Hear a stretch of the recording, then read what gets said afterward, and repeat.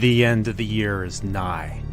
All that was alive and green now turns to a dark red, a bloody red.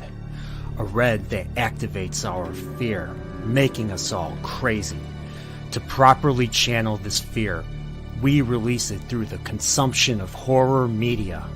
Nerdporial and a special guest will have a special discussion during this time to ward off evil for all its pain and pleasure. Nerdporial humbly welcomes you to Season 2 of the Serial Horror Chat.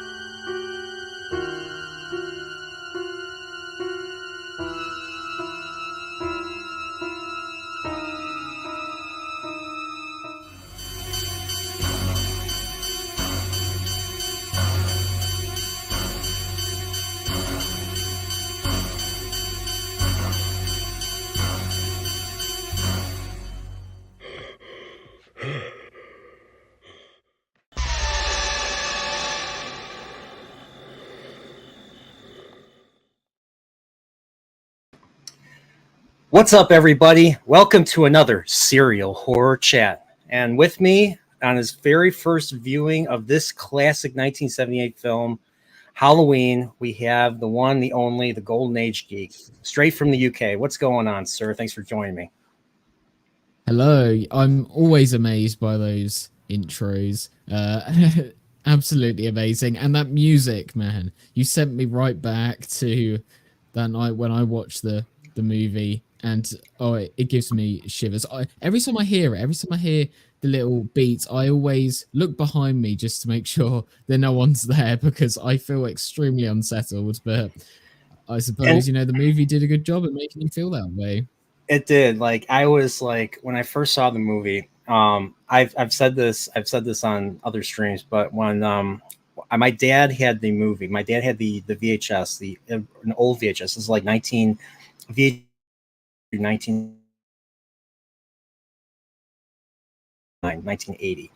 The poster, it's basically you have this creepy jack-o'-lantern with teeth, and you just see a hand, a veiny hand holding a butcher knife, and a round, curvy butcher knife.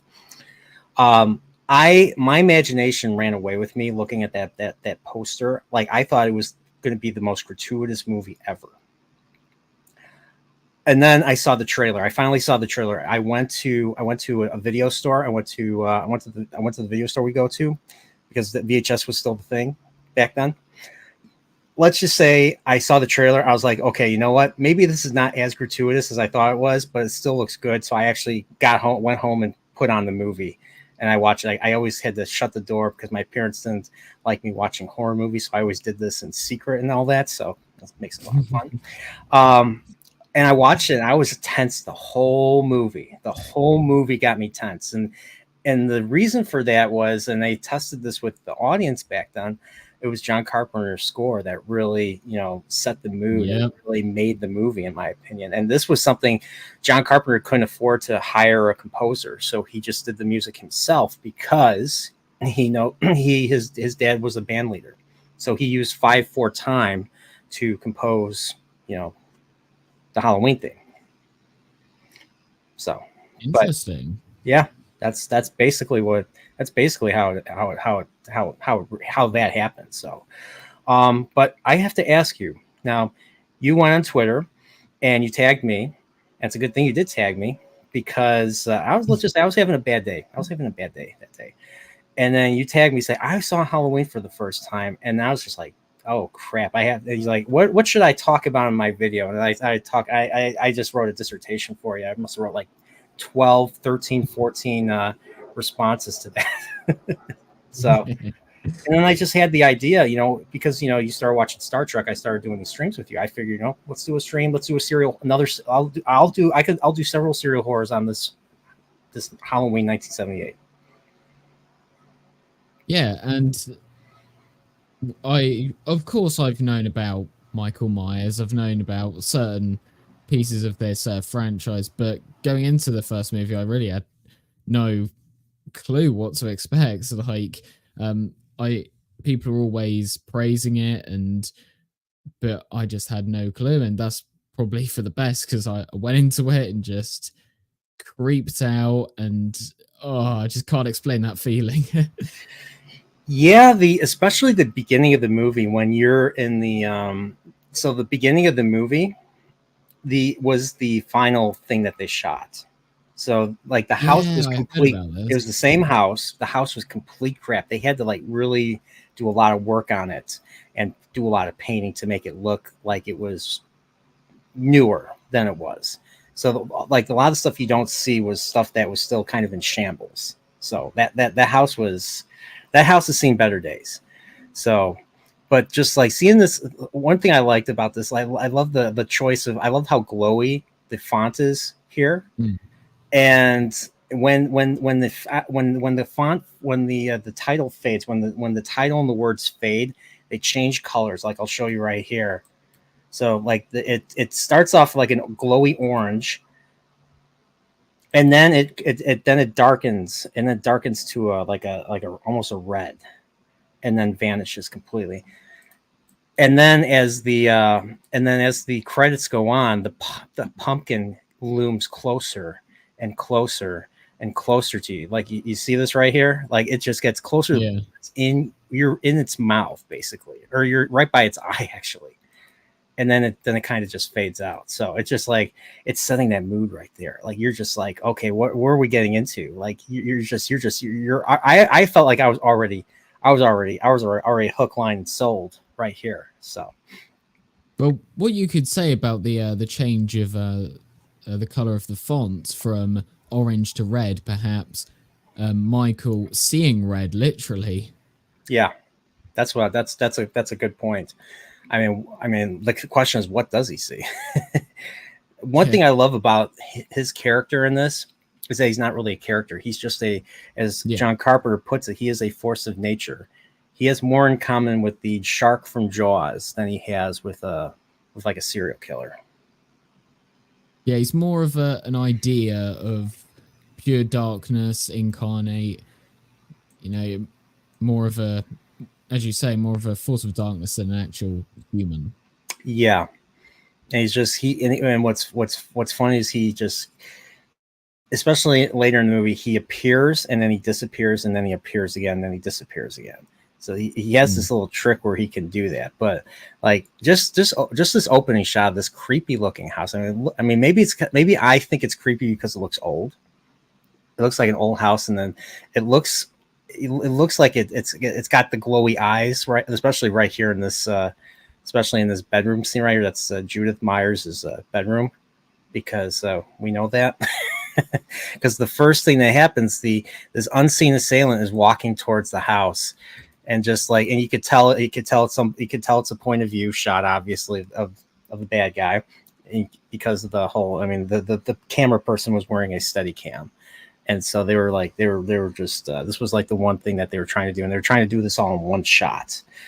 I don't know if you know this, but the reason why they put the mask on, which I think was a good stylistic choice too, but the reason why they put the mask on was to mask the fact that they had to cut. They had to cut to another reel. You know what I mean? Mm. They did something. They did Oh. something like that in the movie Rope, the Alfred Hitchcock movie. Just saying though, and I know you know this because you've seen this movie and you're very knowledgeable about it. But when you're going from frame to frame, be very careful with some of the frames, particularly in this scene. Yeah, I know the I know Judith Myers. Yeah, I know. There are times where I've accidentally done that. So the anime Perfect Blue, I did a very poor job of that last year. So yeah, but yeah. So the first thing we see Judith Myers, and or not Judith Myers. Yeah, it was Judith Myers and her somewhat disinterested, or her boy toy, I guess you could say, or whatever. You know, she was actually a Playboy bunny. This actress right here. Oh, really? Yeah, I didn't know that either. So yeah, but yeah. So we're like, who is why? So the first thing you think was, who did you think this person was that was stalking right here? Did you think this was? Did you know? I mean, did you know right away that this was a little boy, or did you think this was someone older, like maybe a boyfriend, maybe an ex boyfriend? It's very hard to put my finger on that actually. I don't know. I think I just went into it thinking it was first of all just a perhaps aerial shot, and then you see a hand, and then I'm thinking, oh, it's a person. And I think because I have seen that iconic shot where Michael does come out and his dad lifts up the mask, I think I had a bit of an idea, but the way in which they do it is very good because I've seen a lot of reactions and people do seem pretty shocked by the fact that this is a child. Yeah, especially right here when he looks up at the bedroom and the lights turn off, and then you hear the you know, you kind of wonder if that's when he just starts to that's when he snaps that musical cue right there. He starts to snap, and then he becomes homicidal. So he goes from being a young innocent sweet young boy with who probably has autism or something to basically to that to becoming homicidal. What do you But the think? good thing about this character is that he does plan out everything. He isn't a, you know, he isn't a character that is going to breach into a room, kill everyone. It's very much, right, I'm going to get this person to be at this place at this time. And then this scene does perfectly encapsulate that because with him walking up to the house, looking up at the window, it's like he already knows that this is what's going to happen because at this point, of course, his sister is on the couch downstairs, but he doesn't necessarily know that they're going to head upstairs. So that is sort of him having a more sort of like a what's the word, like an omniscient ability, like he knows what's going to happen because he doesn't just know it, he makes it happen. Oh, you're still muted. Sorry. Yeah, he sees them go up the stairs right here. So yeah, that's why he goes and looks up and sees that the lights go off, and he's just like, so he kind of makes you wonder, like, would a 6-year-old be jealous of his sister? It gets pretty dark, right? It gets kind of dark right there. But one thing I love about how this opens right here, I like how like Michael Myers as an adult acts the exact same way. Like he still does Yeah. the same type of stalking, and he still has that like, and I said this on your tweet, that he still has the mentality of a 6-year-old. So he wants to play, but his play is just a little more more violent, I guess, more deadly. Tag, you're it, you know, or I tag, I'm it. Excuse me. But the iconic, I mean, the creepy iconic, him entering the house and pulling the knife right here, it's just that was actually what's her name's hand. That was Deborah Hill's hand. So Deborah Hill was the producer and the co-writer of this movie. John Carpenter directed, wrote all the Dr. Loomis stuff, and Deborah Hill wrote all the girl stuff.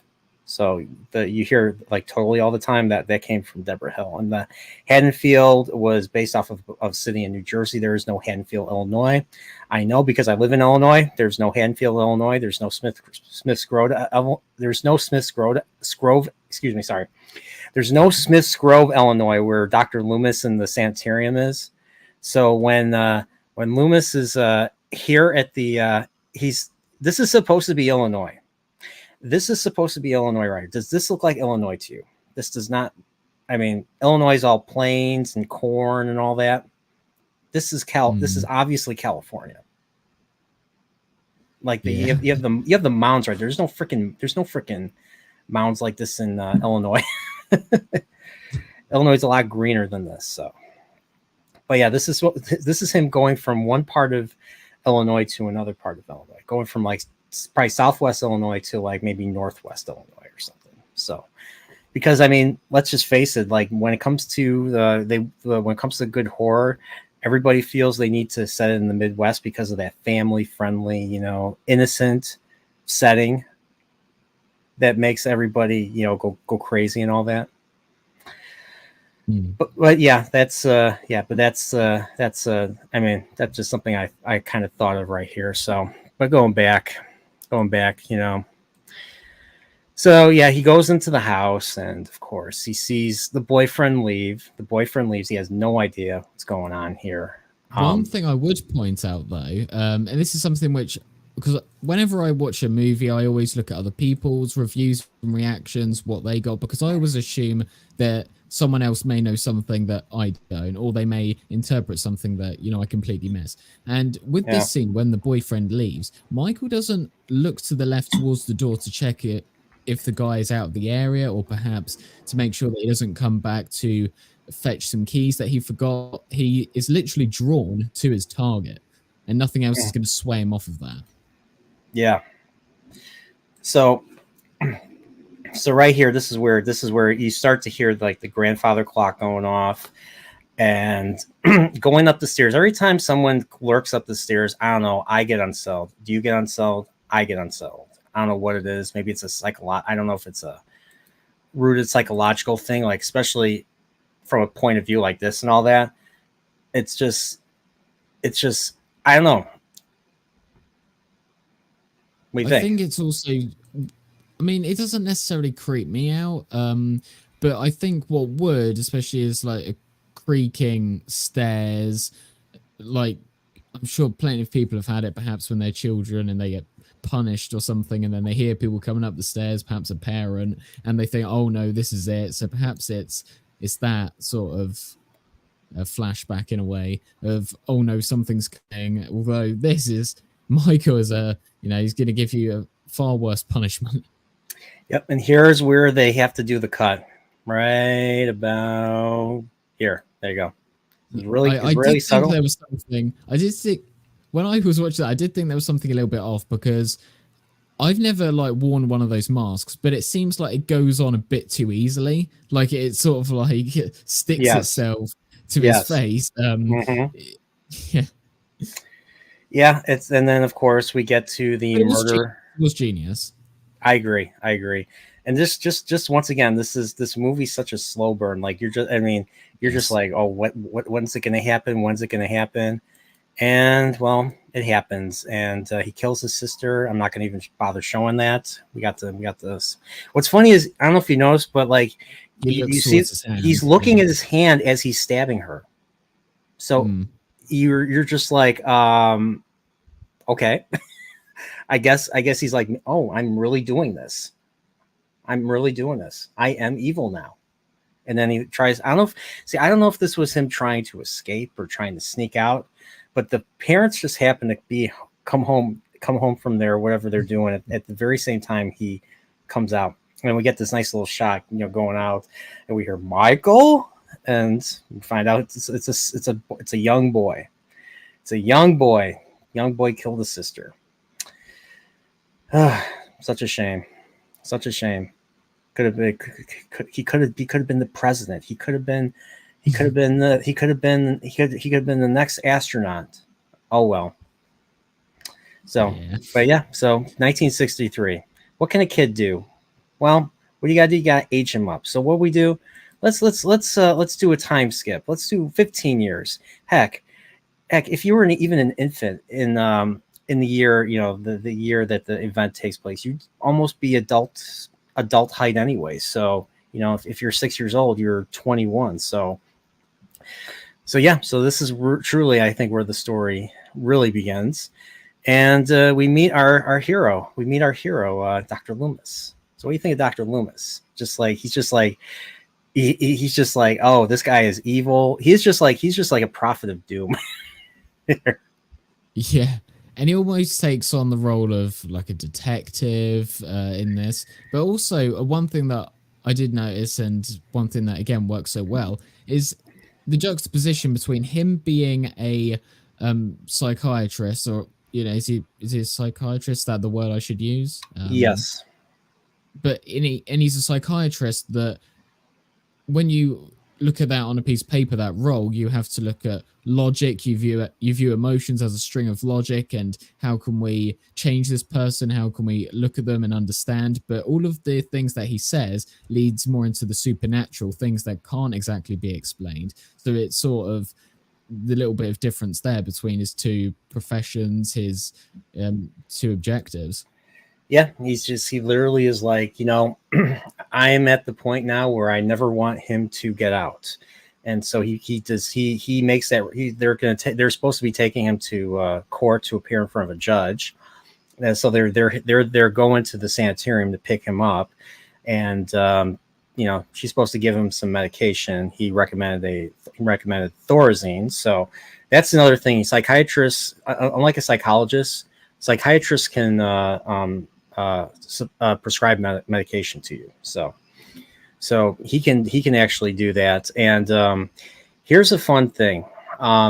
There's a TV. So they made a TV version of Halloween around in 1981. So what they did was they actually added an additional scene in between this scene and the the stabbing, the 1963 scene. So they actually, and I saw this on TV. This was the TV version. So I saw this on TV. So they go to 1964, about a few months later, and I think in that scene, Loomis appears before the board, and they decide to put young little boy Michael Myers in a minimum security sanitarium, and he wants him to be put away in a maximum security sanitarium based on what he's noticed, and they basically rule him out. And he literally goes to, we see little Michael Myers in his cell. He doesn't move. He doesn't really do anything. He just sits there staring at a wall. And Loomis is like, "You fooled him, Michael, but you haven't fooled me." And that's basically how that particular scene ends. And then it cuts to this. So, but they added that. They added that because this movie's only like 89, 90 minutes long, and they wanted to fill the time they wanted to fill a time slot. So, which is funny because nowadays, the shorter the movie, the more commercials, the more obnoxious commercials to put in. But back then they didn't think that way. They wanted to add stuff to it. I thought it was cool. I did see the deleted scene. This may be an unpopular thing to say, but I'm kind of glad that they did cut it from the movie, because I feel this was not, it was not part of the movie. It was added years later. Like this is the complete movie, 1978. They added stuff in 1981.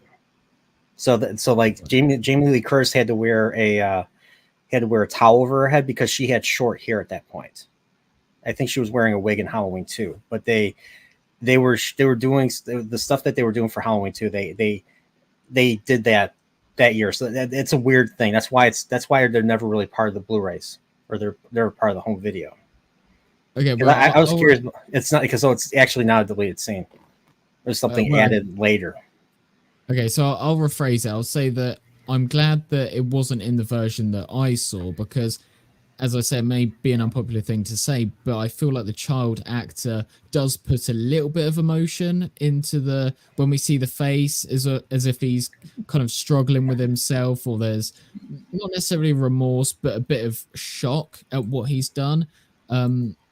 I think it's the fact that he has his mouth open and his eyes are open. It sort of gives the impression of, oh no, what have I done, a little bit. Now that's just a nitpick, or it may just be something that other people don't pick up on. But I feel like just the mouth being open, it sort of gives the impression of, oh no, what have I done?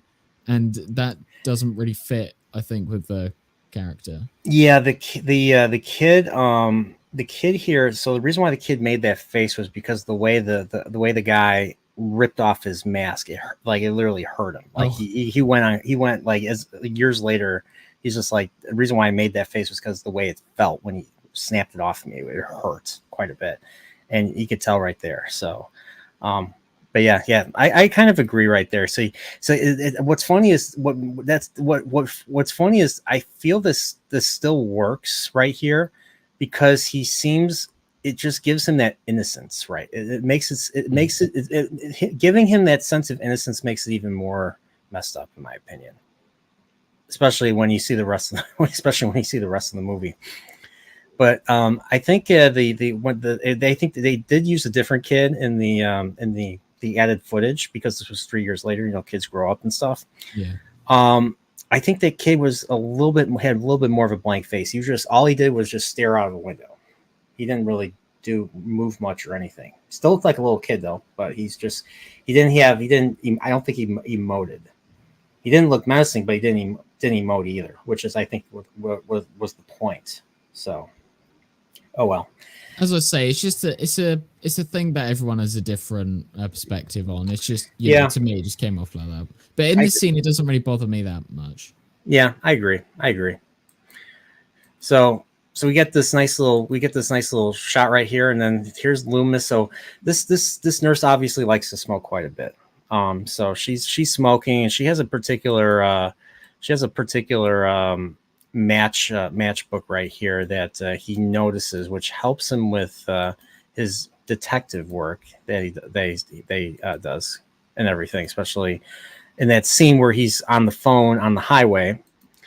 I'm trying to see if I can find it. It's a really short. It's a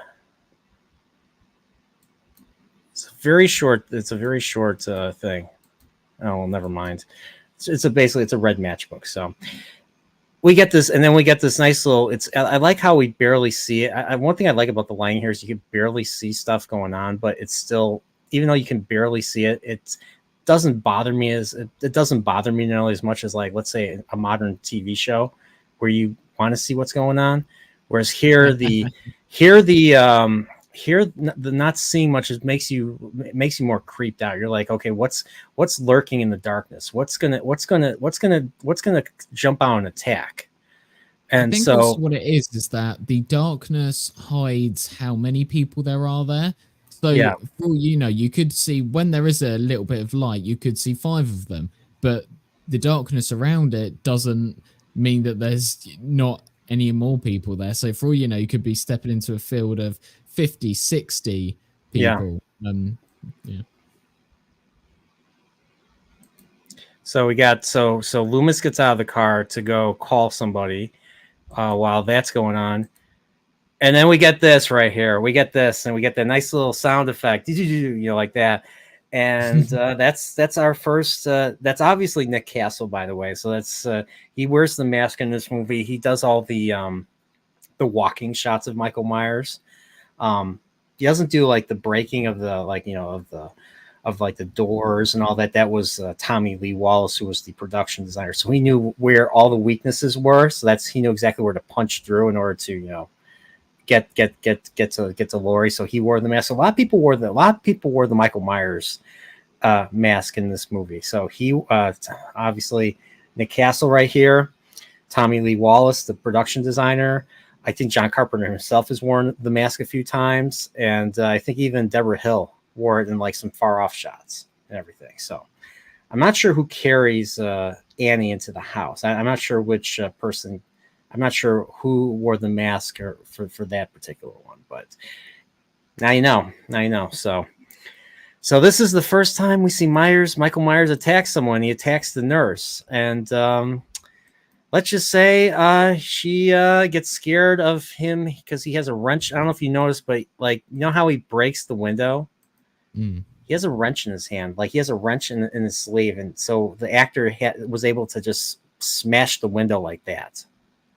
See if I can show it closer. Let me see. Yeah, the 1030, 1028. See it? Did you see the wrench?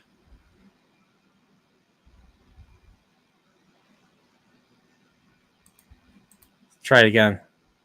Yeah. Did you see it? It's right here. You see it? Nope.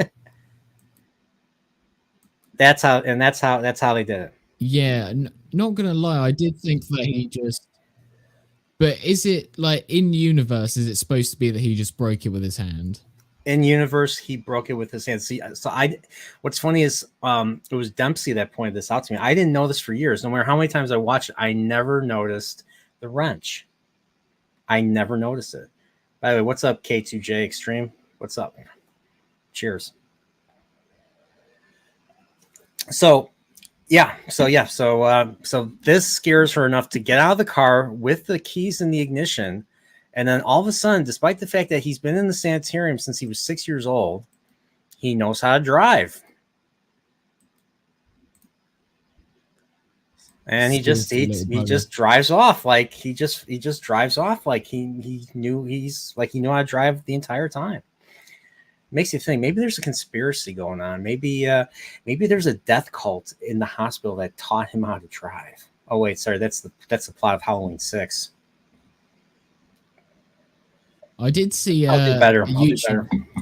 I did see a YouTube video of someone talking about how, and this, you know, probably is not true, it's just fans theorizing, but this one guy proposed that Loomis taught Michael how to drive, and this whole movie is him experimenting what Michael would do in the wild, just without any of his chains. And yeah, that sounds like the doctor from freaking Doctor. That sounds like the doctor from 2018, Halloween 20, Dr. Sartain or whatever, because that's exactly what he does in Halloween 2018. So no, I think that I don't buy that. I don't buy that.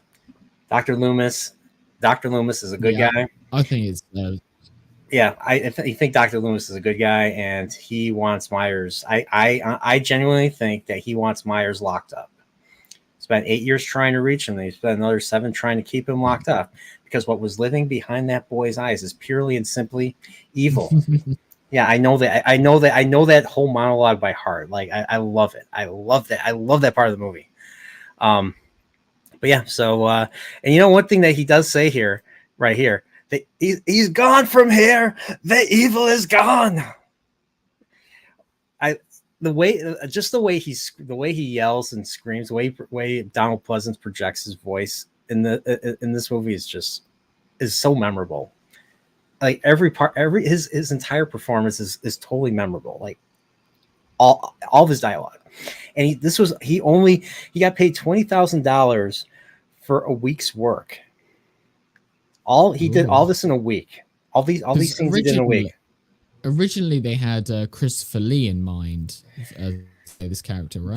They originally had Peter Cushing. They asked Peter Cushing first. Peter Cushing just came off of Star Wars, and he's like, "Oh, I'm in the big time now here," you know. Oh, okay. So they couldn't work. Peter Cushing's agent completely ghosted them. So then they asked Christopher Lee, and Christopher Lee declined. And then years later, Christopher Lee's like, you know what? I made a bad call. I made a bad call there. I'm trying to think. I'm trying to imagine Christopher Lee as Dr. Loomis.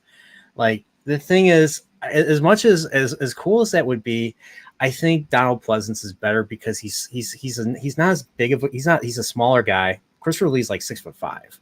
Donald Pleasance is a shorter actor. And then because I don't think you want Dr. Loomis to overshadow Michael Myers. Like, Michael Myers has to be the villain. He's got to be the bigger guy, in my opinion. Yeah. Like, Christopher Lee would be imposing to Michael Myers, especially, you know, Nick Castle and all that. So yeah, that's just me. But I think Donald Pleasance was the perfect casting. So, you know, even when you can't get the original people you want, you never know when you land on a true gem, and I think they did this with Donald Pleasance. Unfortunately, this kind of killed his career as a, you know, classical. You know, he's been like some of the best movies, you know, back in the 60s, 50s, and 60s, and then he became a horror movie guy after this. So I mean, he pretty much became typecast. So yeah. So but yeah, so Myers is gone. And what's up, Admiral Teague? You know about the Star Trek connection, every right? Single scene he's in just stands out. You know about the Star Trek connection, right? Between this and Star Trek, that the Michael Myers mask is actually a Captain Kirk mask. Yeah. So what they did was they spray painted the mask white.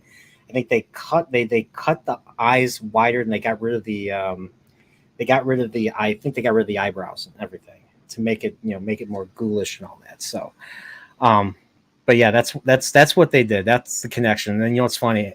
William Shatner, I think, as a troll, went to a convention wearing the Michael Myers mask at one time.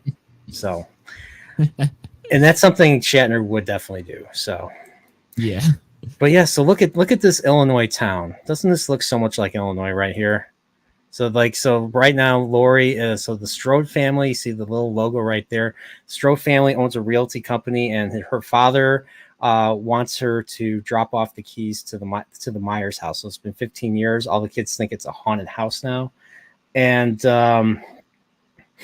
yeah, so she just walks. We hear this really foreboding music, which is just like things. It's basically the music's telling you that shit's gonna happen, and shit's gonna happen. It's gonna pay off. Keep watching. And here we meet Tommy Wallace. So here is it Tommy? Yeah, it's or yeah, Tommy Wallace right here, and she's gonna be babysitting him that night for Halloween, and you know it's a wholesome, bring a kid into turns into a wholesome moment, even though this is a messed up, even though based on what we've already seen, it's a messed up movie. So you're just like, oh, nothing's gonna happen to the kid, right? And let's just say we reveal that that's a haunted house, and in this case it truly is. I mean, right there when she leaves, there he is. And because she's the first person he sees in this movie, because she's the very first person he sees, she's his target. What do you think? Do you agree with that? Yeah, and I have to ask the question, if she hadn't walked up to the house, what would have his objective have been? Would it have just been to go back to the house and sort of, reminisce on what he did? No, I think what would have happened was someone else would have approached the house, and he would have spotted them, and he would have went after them instead. So his goal was to always just latch on to the first person he saw. His goal, and other channels have said this, I kind of agree. His goal is to recreate that night in 1963. And so I guess in this case, instead of having one sister, he has a whole bunch of sisters or girls that that he wants to play with. Tag, I'm it, you're dead. That type of game. So yeah. So in the do you know the plot? Do you want me to tell you the plot twist for Halloween 2? Why he goes after her? Go on. They're brother and sister. Yeah. So Jamie Lee Curtis is Michael Myers' younger sister in Halloween 2. And apparently he wants to kill everyone in his family. I don't know. It's stupid. That was the reason Carpenter. That's the only way Carpenter could figure out why Myers would go after her further in Halloween 2. So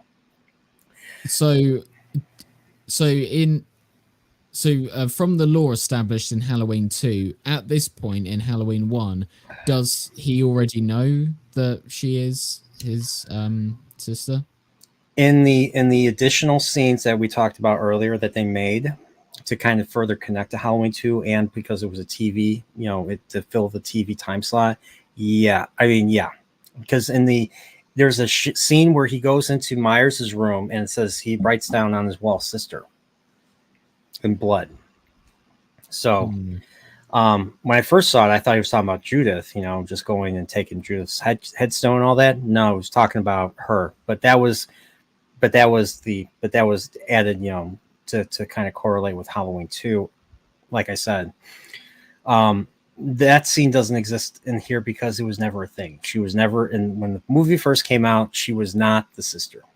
And that's where Halloween 2018 comes in. And Halloween 2018 is a direct sequel to the first film, and the first film only. There's no Halloween 2. So when Myers gets shot off the balcony, Halloween Kills kind of shows the scenario where he walks back to the Myers house, and he walks outside and they capture him and they show a similar shot, kind of like the beginning of this movie where, you know, pans out and, you know, they take him back into custody for, yeah. So they take him back into custody for another 2 decades. And then, you know, Halloween 2018 and Halloween Kills and all that. Everybody hates Halloween Kills. I get why people hate Halloween Kills. I didn't hate Halloween Kills to that degree. I do think Evil Dies Tonight, saying it every 5 minutes was dumb. I agree with that. But the Michael Myers stuff, the kills that he does in the movie, I think were brilliant and scary. And I did like the 1978 flashback to show the scenario of how he gets, you know, recaptured and all that. I thought that was great. I know a lot of people probably disagree with that, but that's my take.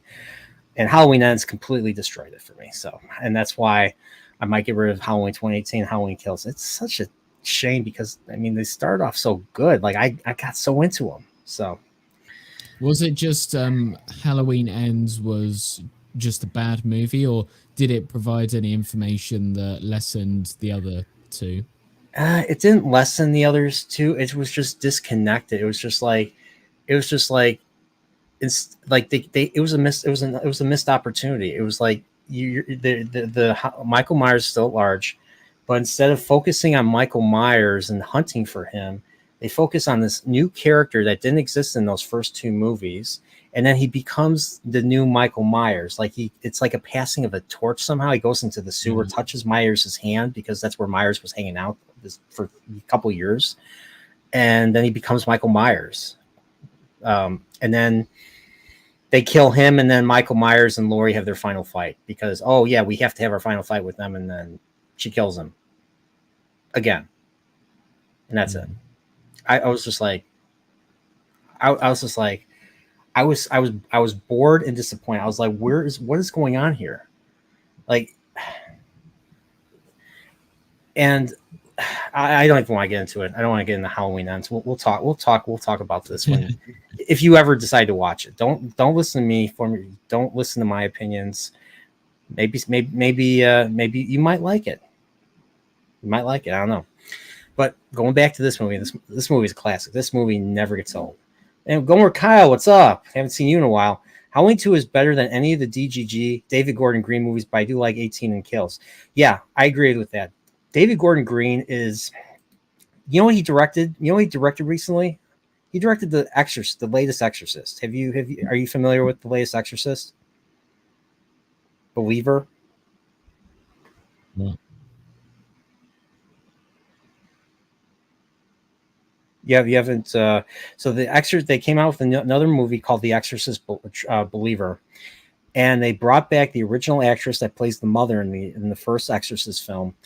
And when it comes to, I mean, the original Exorcist had an arc. It involved the Catholic Church, and this movie basically makes the Catholic Church. They're like, oh, anybody can do exorcism. So the Catholic priests in that movie basically acts like a coward, gives it to someone, and then they do the exorcism because that's a thing. So, and yeah, they kind of killed that franchise. So we're in the age of franchise destruction. I can't speak anymore on that. So, but yeah. So he not only just did damage to Halloween, but he did damage to that too. So. But going back to this, so what do you think here? So he's like, how did Myers drive a car? He's like, did someone around here must have gave him lessons, right? Because right here, that's Dr. Wynn. We do see him in Halloween 6. That conspiracy thing that I mentioned. He's the ringleader. Spoiler alert. But it makes you kind of wonder, like, you know. Oh yeah, that's right. They do bring up patriarchy. Like they say the original Exorcist was was toxic and patriarchal. So I'm not joking. Like Ellen Burstyn literally says that in the movie. They paid her enough money to say that. They paid her amount, and then they even made a scholarship that she wanted them to make. That's how much money these assholes have. So. Yeah, I can imagine face palming when I get around to that. Like that.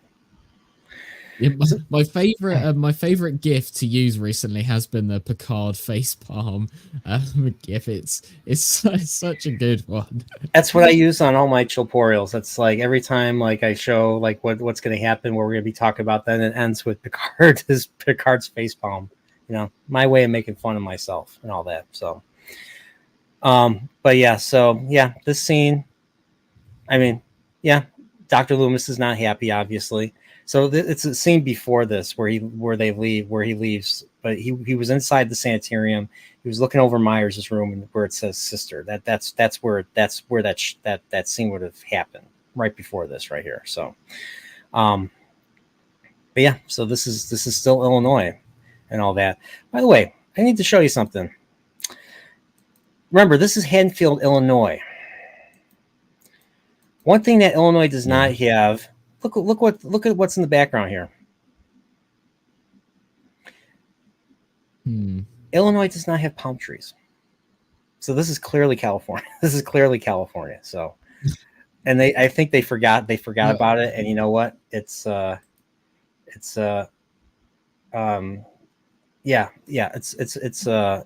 pretty much that. So, Well, but this, as someone who's not from this land, I was very much fooled into thinking that this was Illinois. There any palm trees in the UK? Curious. No. Nope. Nope. Okay, didn't think so. Just yeah, guys are too far north. It must always be cold in the UK, right? Well, more times than not, yeah. Yeah. So yeah, so we see Lori. She's in class, she's talking about fate, the nature of fate, and all that.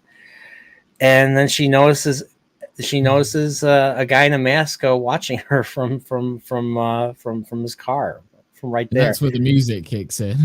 Yeah, straight as it cuts on him.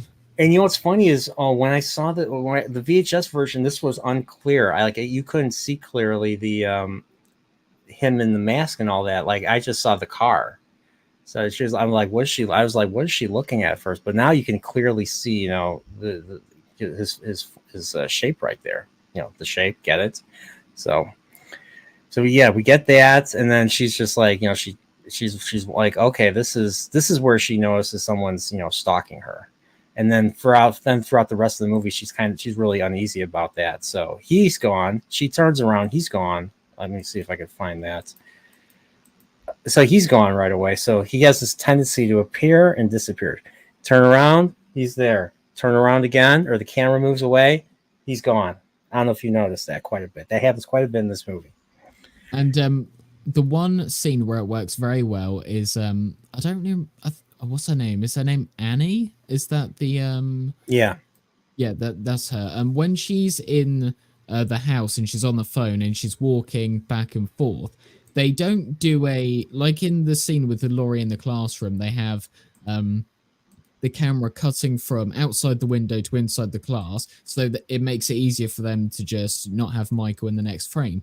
But in that one scene where she's walking back and forth and then he's there at the door, actually I think it's a bit later on when she's on the phone. Yeah, when she's walking back and forth and then he's in the shot. Too far. And then when she comes back in, she like in this scene, she covers him and then he just goes when she passes by. So yeah, he's there, and that's menacing. That is creepy. Like I saw this, I was like, whoa. And see, turn the camera, he's gone. Yeah, like that. I just this whole it was one shot right here. So, and what's funny was like she's so I think that's John Carper on the phone right here. But yeah, this is just it's insane. Like throughout this entire part right here. So like she's stuck inside the thing. So you barely see it, but there when he moves, you see him. You actually see him right here. It's just, but the part that was this creepiest was here when the right here. No, not there. Maybe earlier than that. When he's right outside the door,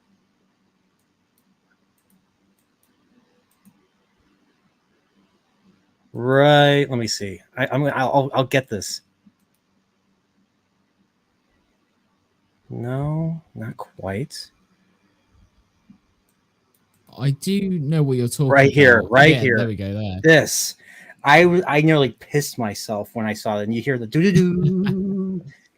Oh my gosh! I mean, look at that. You could see it, the eyes right through it. There's nothing there. This is Gomer Kyle.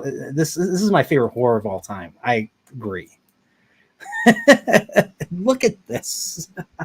Oh my God, I can't even look at this. What were you? What was going on in your mind what was what were you thinking when you saw this? Were you just like, Well, I had it with the whole context of the scene, right? So it's very dragged out, and because at any point you think, right, now he's gonna pounce. Oh no, wait, now, well, oh no, still no. What about now? No, and oh, as he's moving around this little structure, he's in this window, then he's out this window. The suspense is just building up, and oh, I was on the edge of my seat literally the whole time thinking, oh, he's gonna do it now. He's gonna do it. Oh yep? no, I was just but like, now he's when's he there. gonna Now do he's it? there. Yeah. And in a frame later on where she's on the other side of this of the shed, um, is that what it is? It's a shed that this. It's like a washing shed. I don't I like I'm like this was a thing in the 70s, I guess, in California. There's a shot inside this washing room, whatever it is, where she goes to the back door and there's a room next to it, and that's fully pitch black. And I was thinking, oh, he's going to be in there because it's, it's total darkness. I thought he was going to appear like he does later on with Laurie, where she backs herself up against the wall. There's an area of dark, and then he comes into shot, and Yeah, then they he use like a light. They use a light to shine to show him emerge from the darkness. Like yeah. that shot right there. That shot was genius. Like that still terrifies me. Every time I see that, I get goosebumps. But yeah, so what did you think of the kid? The what do you think of him stalking the kid? I was like, where are they going? I'm like, where are they going with this? Like, Um, we learn that the kid gets bullied. Obviously, that's Lonnie, the little jerk. And then there's these two others right there. They trip him. They knock his pumpkin. He breaks his pumpkin. Can't do anything.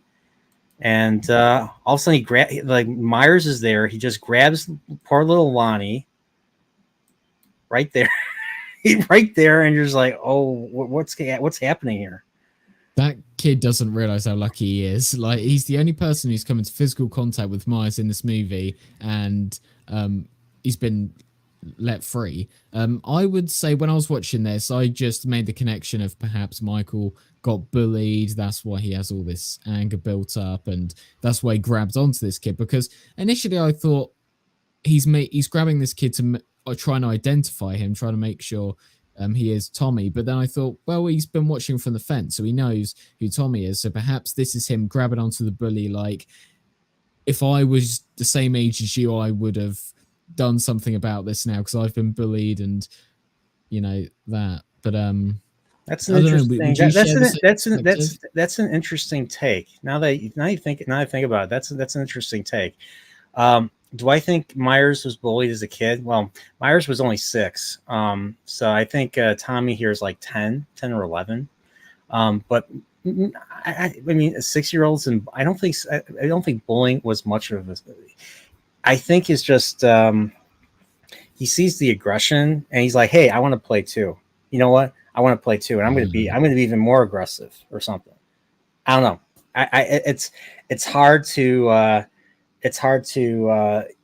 yeah. So that's part of the reason why people hated Kills was because of how many people they kill from this movie, including little Lonnie.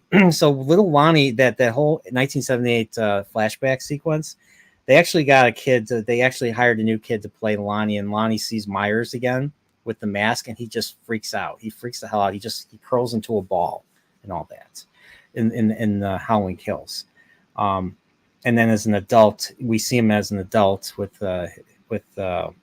we see him as an adult, and unfortunately, He gets even though but his son is the boyfriend of Laurie's granddaughter in that one. Um, so yeah, so it kind of and his son gets a violent death. Like it was just like insanely. It was insanely gratuitous. Like even more gratuitous than for my taste. And I like the Friday 13th movies. So, but yeah, but like him stalking the kid, like I'm curious because he does see Tommy too. So he sees Tommy and Laurie when he first looks out the door. So I'm curious if he's just like, hey, maybe he's target number 2 or something, but he doesn't act because it's daylight and he's not an idiot, even though he's 6, even though he's still a 6-year-old kid. I don't know. I just kind of Or interpreted it as him seeing himself in Tommy. but that's not a bad idea either. I mean, yeah, sure. You know what? Why not? Because he was a 6-year-old and he was the younger of the siblings, and Judith was the older one. Same with Laurie, and even though she isn't, his sister, he seeing them two together does remind him of the parallels between him and his sister, perhaps. Well, Gomer Kyle for $5 disagrees with us. He says he was purely and simply evil. That's it, according to Dr. Loomis. Yeah, evil. I think, yeah, when it comes to evil, being purely and simply evil, he wants to play these evil games with people, and maybe this is just him. He's stalking. He wants to play. I don't know. I like to use the game tag. I'm it. You're dead. That type of deal. So, hey, look what I've done. I'm gonna go after you now too. So something like that. But yeah, I don't. Yeah. So yeah, you're Goldie. You're giving him too much humanity. You're giving him too much humanity. How dare you? How dare That's you? That's what I was thinking. I'm a bit of a fool. I'm trying to humanize him too much. Yeah, that was the problem with the Rob Zombie films, is that they made him like autistic and a victim of abuse and all that. So like for instance here, we don't know why he does what he does. He's just bad. He's just bad here. So, but yeah, thank you, Gomer Kyle. It's awesome. But like this right here, like I was a kid. I'm a kid watching this for the first time. I'm like, is he gonna do something to this kid? Like, and that's what what the movie does was so going well. through your mind? What was going through your mind here? I was like, is he gonna abduct the kid? Well, that's what I thought initially. Soon, especially when he kind of not parks right up to him, but he drives very close to the curb, like there. I Yeah. thought, right, something's going to happen now. He's going to put him in the car, kidnap him, or something. But like with the rest of the movie, everything is dragged out. The movie makes you think, right, something's going to happen now, and then they go, nope, Nope. nope. You're gonna have to wait a bit longer. Yeah, it's just like, when's he gonna strike? When's he gonna strike? And of course, we get this famous shot right here. So Loomis is already on his way to Haddonfield. He's trying to convince the sheriff's department that Michael Myers is coming home, and they don't believe him. And it's your funeral. It's your funeral right there. And we find out we see Michael's first kill right here, and he sees that. So this is the bunny. This is the red matchbook that he saw earlier in the car with the nurse. So this is the nurse's matchbook and all that. And because he sees this, he knows for a fact that what happened here is the result of was the work of Michael Myers. And he finds the sheets, obviously, and there's his first kill right there. The guy, the mechanic. So that's why he wears a mechanic outfit for the rest of the movie. So. And look at California. Look at how they're outside, and that's where they keep the lockers. They keep the lockers outside instead of inside. My goodness. Yeah. And then we meet Linda. So Linda, PJ Souls right here. She was in the movie I did for my last serial horror chat 2 days ago. She was in Carrie. I think that's kind of why they cast her. But in this one movie, she's a friend. She's a friend. She's not the bad guy like she was in Carrie. If you seen, that here's a movie. Another movie I'd recommend you watch. Another good 70s horror. or thriller actually. Watch Carrie, It'll be on the list. 1976. Yeah, definitely check that out. That's a great movie. But yeah, so here we find out, there's going to be a big dance, and we find out Lori is just kind of she's the bookish, she's the nerdy bookish girl who doesn't really have anything going on, whereas Linda here has totally not enough to do, even though she's busy all day, doing stuff, and she got a boyfriend, and they're screwing quite a bit, and and then we catch up with Annie. There's Annie, who just happens to be in almost every John Carpenter movie. I don't know if you've seen any other John Carpenter movies, but she's in like a whole bunch of them. Oh, She was the wife of the production designer, Tommy Lee Wallace. So yeah, she was in this. She makes a very quick cameo on Halloween 2 with her throat cut, obviously. She was in the another movie to recommend that was great. That is the reason why that John Carpenter got hired for this. The movie he did before this was called Assault on Precinct 13, which is basically an urban western. They're holed up in a precinct, and this gang of multiple thugs try to they assault it, and there's only like 5 people, and the police have to team up with the prisoners in order to survive. It's a good movie. It's a good thriller, action thriller, and all that. So. But there were some creepy, elements that he used from that movie and translated it here. So some shots, for instance. But yeah, she was in the movie, and I forget who else was in that movie, but it doesn't really matter. Charles Cyphers, the sheriff. He's in almost every John Carpenter movie too. You know what I'm talking about? Yeah. So I haven't seen the remake. My dad loved the remake though, the one with Ethan Hawke. The I think came out in 2004 or something. I have to watch that one eventually. But yeah, so here they're walking, and they see Laurie's stalker. The same, she recognizes the same car. She knows something is going on. She knows something's up, and then of course Annie says, "Hey, jerk, speed kills," and then the slams the brakes. And you're like, the music, then the tension goes up. The music gets higher, and then he just once again, you think something's going to happen. Nope. Yeah. So yeah, he just drives off. What do you think he was thinking at that moment? Was he thinking, right, I was going to go off to Laurie, you're on my list as well? You know what? I think once she said that, I think I keep changing my mind about this. I still think Laurie is his ultimate target here, but I think because she said that or something, he kind of he diverts to her. That's why when they start their babysitting gigs, he goes after her first. So they had him to screw with Laurie too. Like the reason why he's in the house is because he's waiting for her. That's my opinion. We don't know that for sure. That's one of the beauties of watching this movie. There's so many ideas, like what's going on here? Like why are things happening the way they're happening? And because the movie's so good, I am willing to fill in the blanks for the script. There are times where you can do that, and there are times where you can't. Yeah, like today we fill in blanks because the writers are not smart enough to actually write a coherent story. Whereas with this, they write a coherent story, but then they give you the opportunity to fill in some bits, which works very well, especially for the horror genre, because the scary thing about Michael Myers is that when the mask is taken off, we see him with his human face, but yes, something feels off because he's more.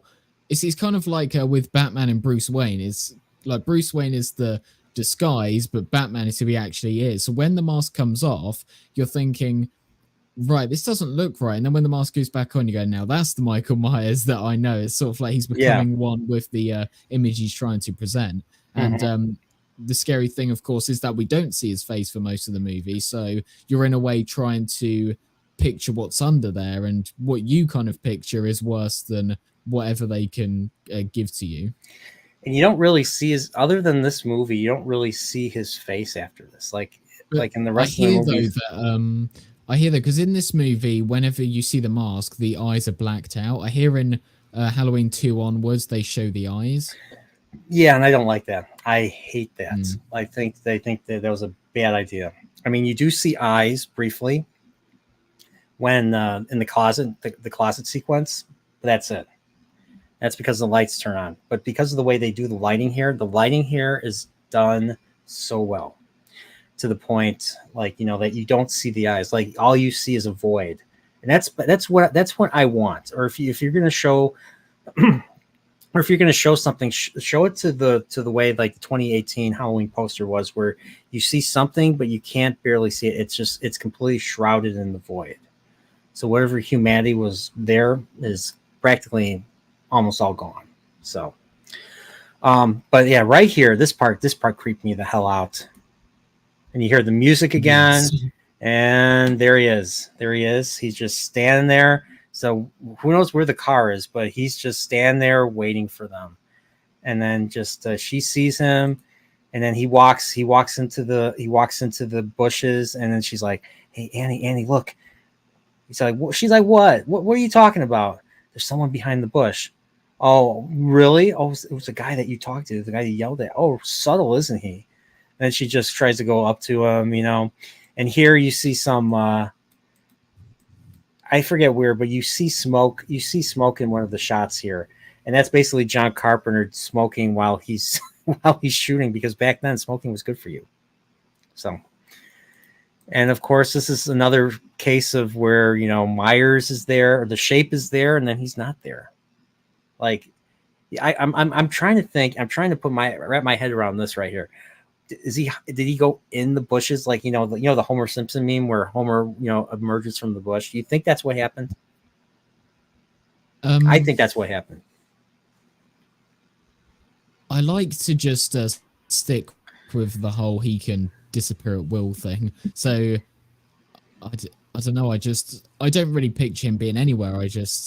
He was there. Now he's gone. It's kind of how I view it.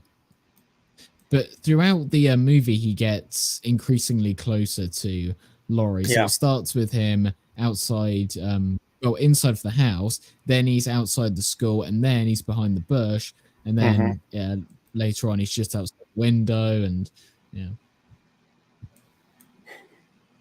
Do you think he's awkwardly placed himself in the bush? Either he awkwardly placed himself in the bush, or he ran and jumped over that fence to the other side of the block. I don't know. I'm curious. I like to think he's hiding in Yeah, the bush. it would be it'd be funny if the original team get together and they sort of recreate all these scenes and show everything from his perspective. Like, just imagine that, like he's behind the bush, and then we cut back to Laurie and Annie, and he's just running off like.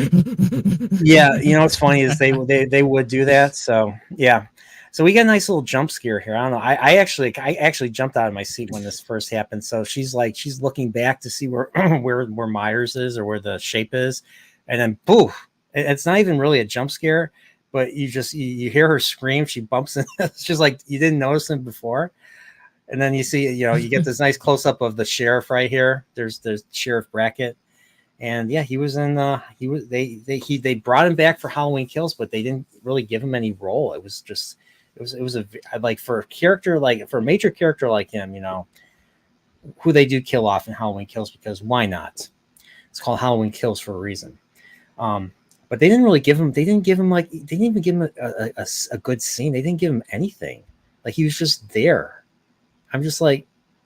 It was just like, once again, another waste. But that, because of Halloween Kills, and now because of this Exorcist movie, David Gordon Green is not getting. I'm not seeing, like, just like J.J. Abrams, I am not seeing any David Gordon Green films ever.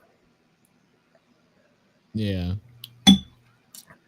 But yeah, this is the famous scene where he says, "Well, hey, Laurie, everyone's entitled to one good scare, huh? Yeah." And then she's like, "Okay, Thanks. I'm going. I'm Oh, going this in. bit. Oh, this bit is what did it for me. So yeah, Oh, so she looks out the window and there he is.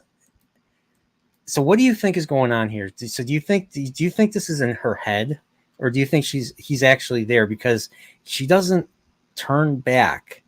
yeah, that's what I was gonna bring up. Yeah, look, because in the other scenarios, it's a character looking away and then looking back. But with this one, like surely she'd have to see him move away, but it just seems like he just completely disapparates. Um, Disapparates. We're bringing Harry Potter into this. See, I read the books. I know exactly what you're talking about. I mean, the only thing I don't know, perhaps it is in her head.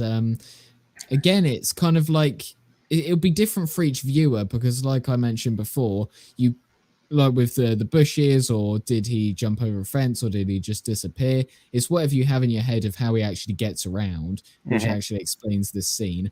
Um, I don't know, to be quite honest, because I wouldn't like to apply all these supernatural things to Michael too much, because at the end of the day, Yeah, you still have to kind of view him as a person. he's a man. He's just a man who just happens to be a force, also a force of nature at the same time. But you know, when you say disapparate, now I have this whole new theory. I have this whole new rabbit hole now. Now I think there was a wizarding school inside the sanitarium, and I think Myers, you know, might have been the best student. You know, he knows how to make himself appear and vanish. I mean, there has to be a canon explanation for that, right? Right? It it was just the first word that came to my head. I didn't really attach any meaning to it.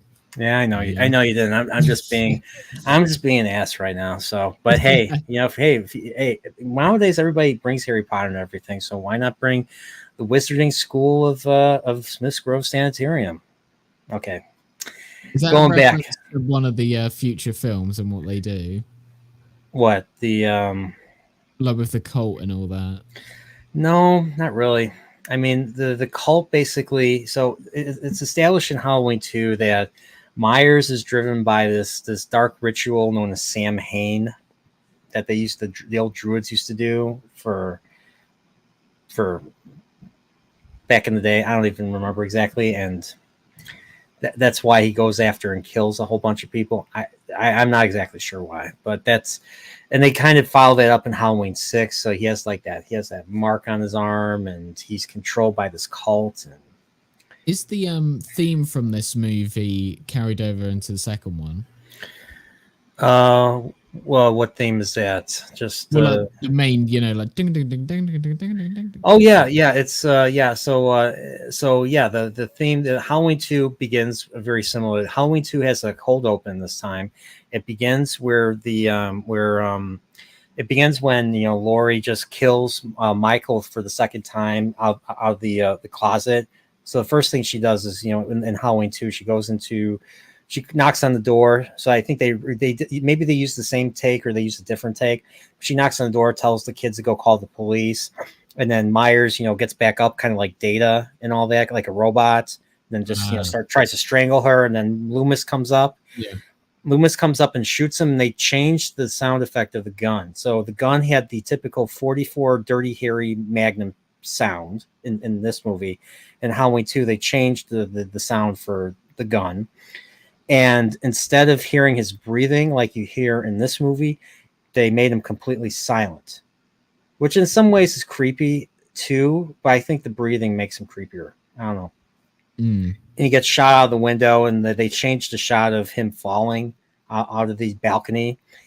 And then once Loomis goes to the window, that's when it truly begins Halloween 2, because they use a new shot of him, and then he goes downstairs and basically tells the neighbors to call the police, and he runs into the alley to pursue him and all that. So but yeah, that's how Halloween 2 begins. Right. You gonna watch it? Are you excited now? Yeah, I'm still intrigued. I'm still intrigued. Even with all the information that I know they're gonna reveal, I'm still there for the thrill of it. Yeah, you got a Raggedy Ann right here, and you have this James Ensor painting. So I forget what the meaning is. One channel talks about it. I forget what James Ensor is known for. This type of art, but that's food for thought. Attention to detail. Yeah. So yeah, so this is so instead of having the TV version had a scene after this where Linda comes Yeah. over. Lori just took a like a bath or a shower. She has the towel wrapped around her hair because she had short at that point. Jamie Lee Curtis had short hair. We got Dempsey. Dempsey's the hey, what's up, Dempsey? Yeah, there you go. Yeah, it was Dempsey was the one that pointed out the whole wrench thing on his on when they were smashing the window and all that. So, but there was a scene where Linda notices that someone's stalking her, and she runs over to Lori's, and they call Annie or something, and I forget what the purpose. They just it was just an additional scene. Just say, hey, you know, we're going to be hanging out. We're going to be doing stuff. See you tonight. Blah blah blah. So here we get this nice little, shot of, her waiting for Annie to pick her up, and then they go in, and then they just they listen to "Don't Fear the Reaper" by the Blue Oyster Cult, and yeah, they smoke some weed, and then we cut back to Dr. Just saying, Loomis. by this point, I'd fetched my baseball bat from under my bed, had it securely by my side, because I was thinking that I was about to be faced with a certain darkness myself. Yeah, what did you think of the cemetery scene? So they're Well, trying to. I've seen people talk about the story that the this individual tells Dr. Loomis about some guy. Was it like a chainsaw? Like he killed his Hacksaw. So yeah. Hacksaw. old Charlie Knowles, about 15 years ago, so roughly around the same time, Michael Myers did his thing. He sat at the table, he ate dinner, excused himself from the tables, went to the garage and got himself a hacksaw. And then he went in, kissed his wife and his two children goodbye, and then he proceeded. Then Loomis just cuts him off right there. He's like, "Where are we? Row 18, plot 20." See, that's how much I know this. Row 18, plot 20. Judith Myers, and then we hear the tagline here: "He came home." That did that not give you shivers when you heard that? Yeah, Between the music and him saying he came home. I did. What also disturbs me as well is the idea of him taking the body of his wait, does he doesn't take the he takes the body, doesn't he, or not? No, he just takes the headstone. But at that point though, I had it in my head that he'd taken the body, and I was thinking, oh no, what's he gonna do? Like all the things I was imagining in my head with that creeps me out more. So did you think when Lori goes into the glowing master bedroom in the Wallace house that okay, sorry, I got the names wrong. Earlier I said Tommy Wallace, Tommy Doyle. Tommy Doyle's his name, sorry. Lindsay Wallace, Tommy Doyle. There you go. So in the Wallace master bedroom, did you think that there was going to be like a 15-year-old decayed corpse up there with Annie and the rest of them? Yeah, that didn't happen. It was just a headstone that we see. So yeah, it was him basically recreating that night. Again, the wonders of the mind, imagining all the dark things. But yeah, this looks kind of small for like a little like a.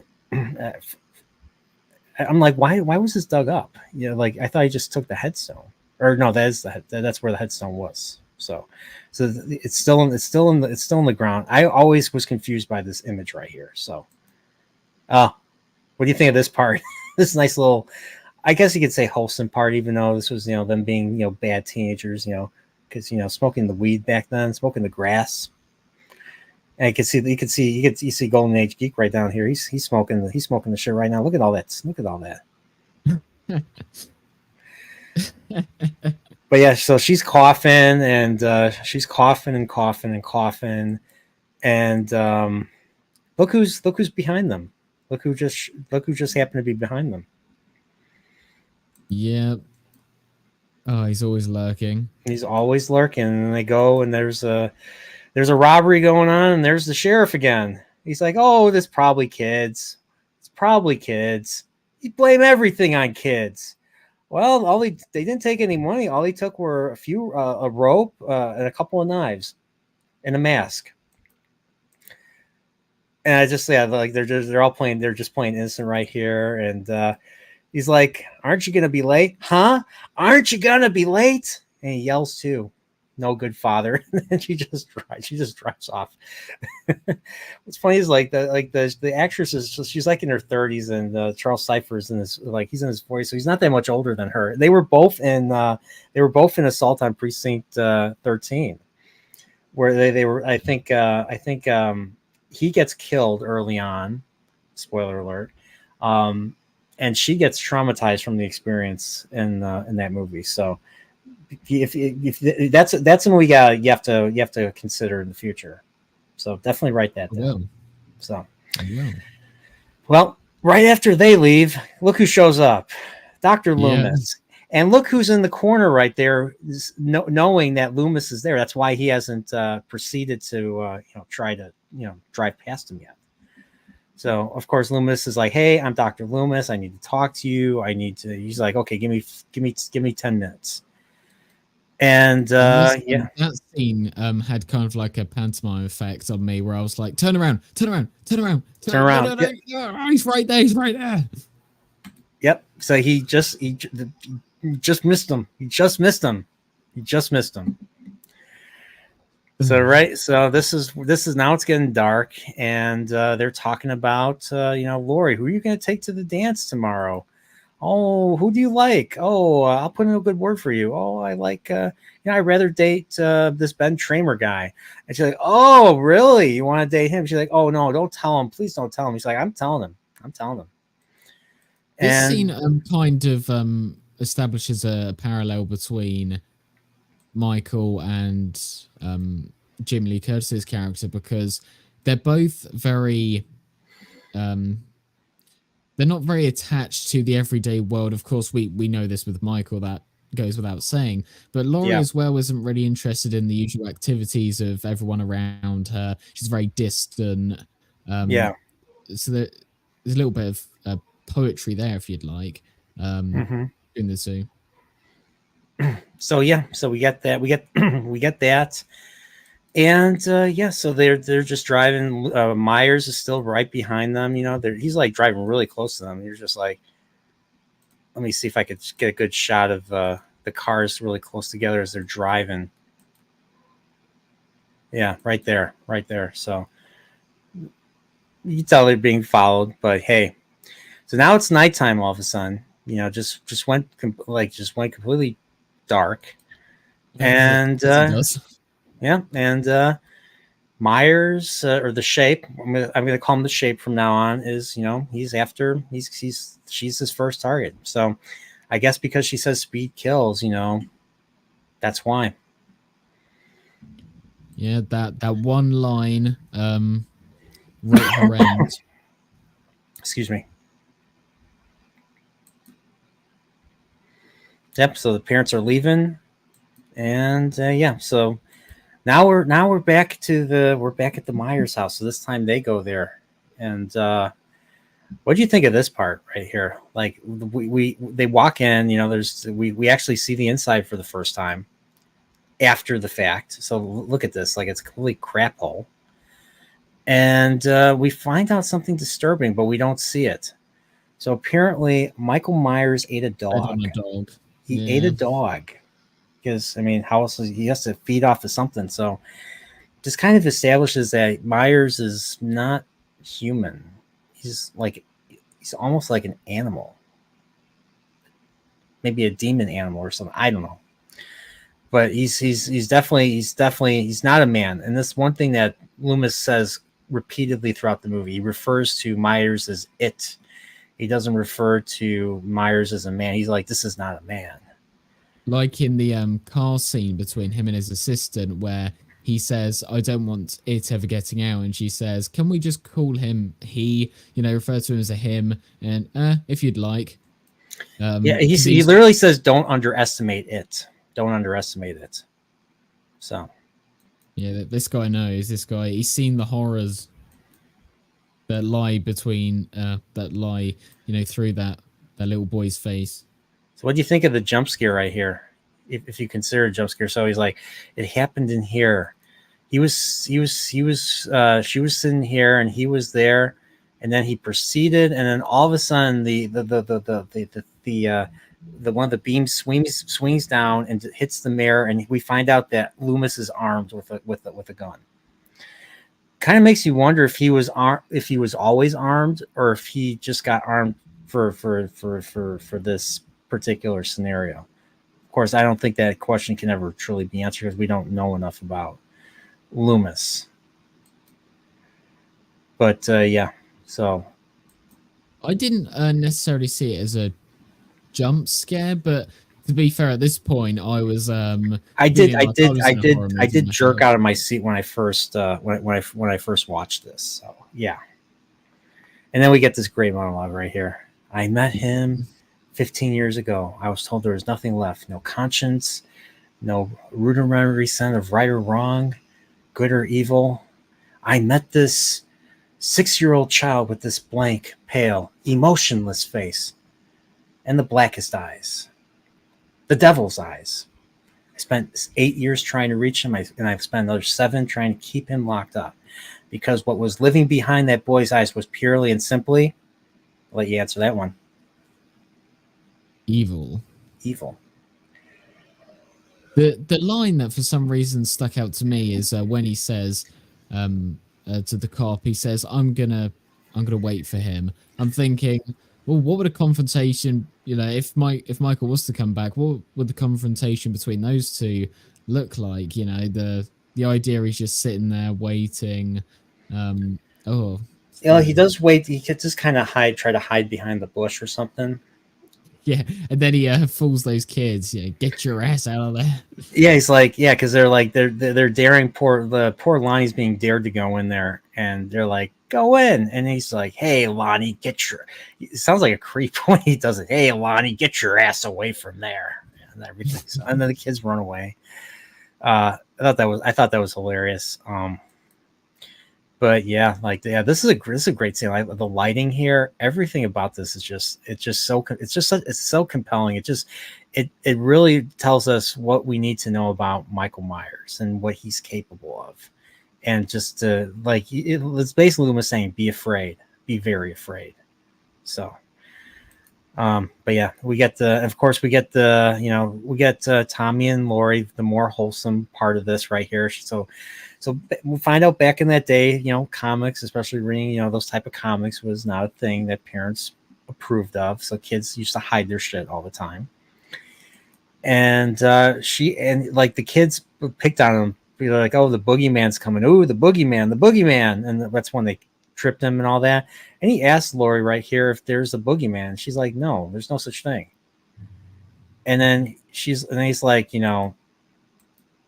so while that's being asked, Annie's being stalked, and the dog knows that there's a lurker there, but Annie just assumes the dog doesn't like her because everything's about Annie. You know that, right? So she's talking on the phone. She leaves little Lindsay alone. I think right here, I think this is where he sees him. This is look at that glow. Look at that shape. I mean, he's a shape right here, right? I mean, look at that. And it's also the slight sort of turn of the head, like just very slightly. It's if I saw that, I don't know what I'd do. You can see that. Yeah, you can actually see that. He's standing still. Like he's standing still. And then he's just like, and then Tommy's like, the boogeyman's outside, but being this type of movie, Myers in this movie, he just vanishes like he does. I will say though, what do you think about Laurie being incredibly dismissive of this idea that someone is around the house when she's been seeing him everywhere all day. Yeah, exactly. So you're just like, she doesn't really put it together. She doesn't put together that that the same person might still be after them. So, oh yeah, we get this nice little, not quite gratuitous scene, but she takes off all of her clothes because she spills butter on her pants. Because that's a thing, and she's That not only shot does right she, there, the shot with the child, the shot with the child, she seems like a little demon child as well. She seems like a look at the monster just pointed waiting to emerge. look at the pointed ears right there. That looks pretty demonic, I guess you could say that. Ooh, my Yeah, goodness. they brought her back. They brought her back for the for the Halloween Kills and everything. So Oh, yeah, but yeah, she's watching scary movies. We get this nice little shot right there, and he I think like right here he does. I think he's feeling something. Maybe something that men do when they see stuff like that. A little stimulated, and he knocks the plant down and all that. And he backs off. She doesn't see him, obviously, but unfortunately look who unfortunately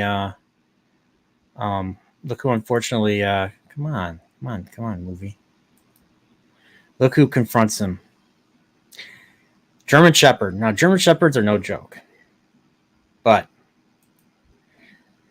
yeah. this shows you what Myers is capable of right here, right here. Of course, Yeah, just the idea that he's able to take this down the was dog. this was a dog trainer that was playing the Myers role right here. So, but yeah, the dog is history. It works well. They do it.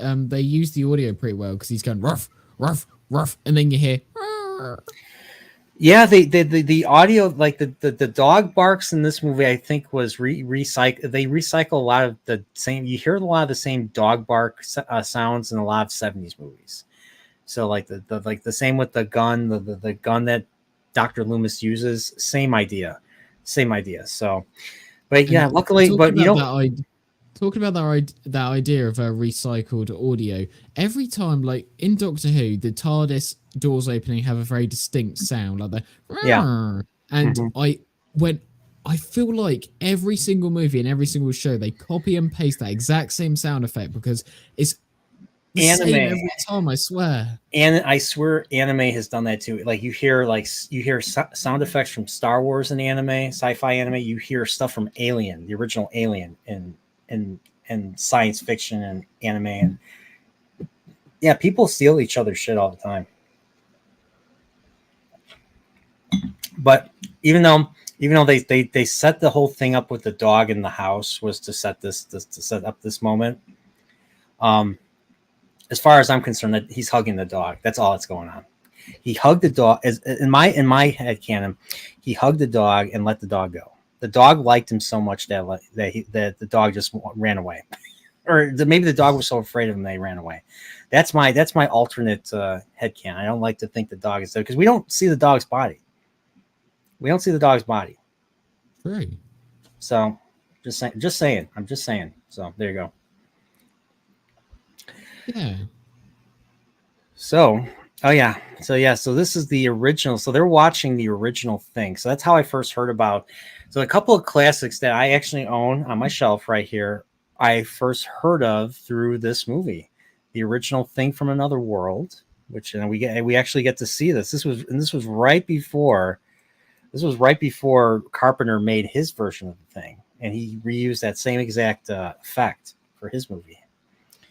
But yeah, Thing from Another World's a great movie, and the other movie that he shows that if that movie didn't exist, let's just say Star Trek would not exist. And that Oh, movie is Forbidden Forbidden. Planet. Where is it? Yeah. Okay, I don't want to show that. But yeah, they bring Lindsay and they're watching. I'm trying to see where they. Okay, I don't want to see that. All right here.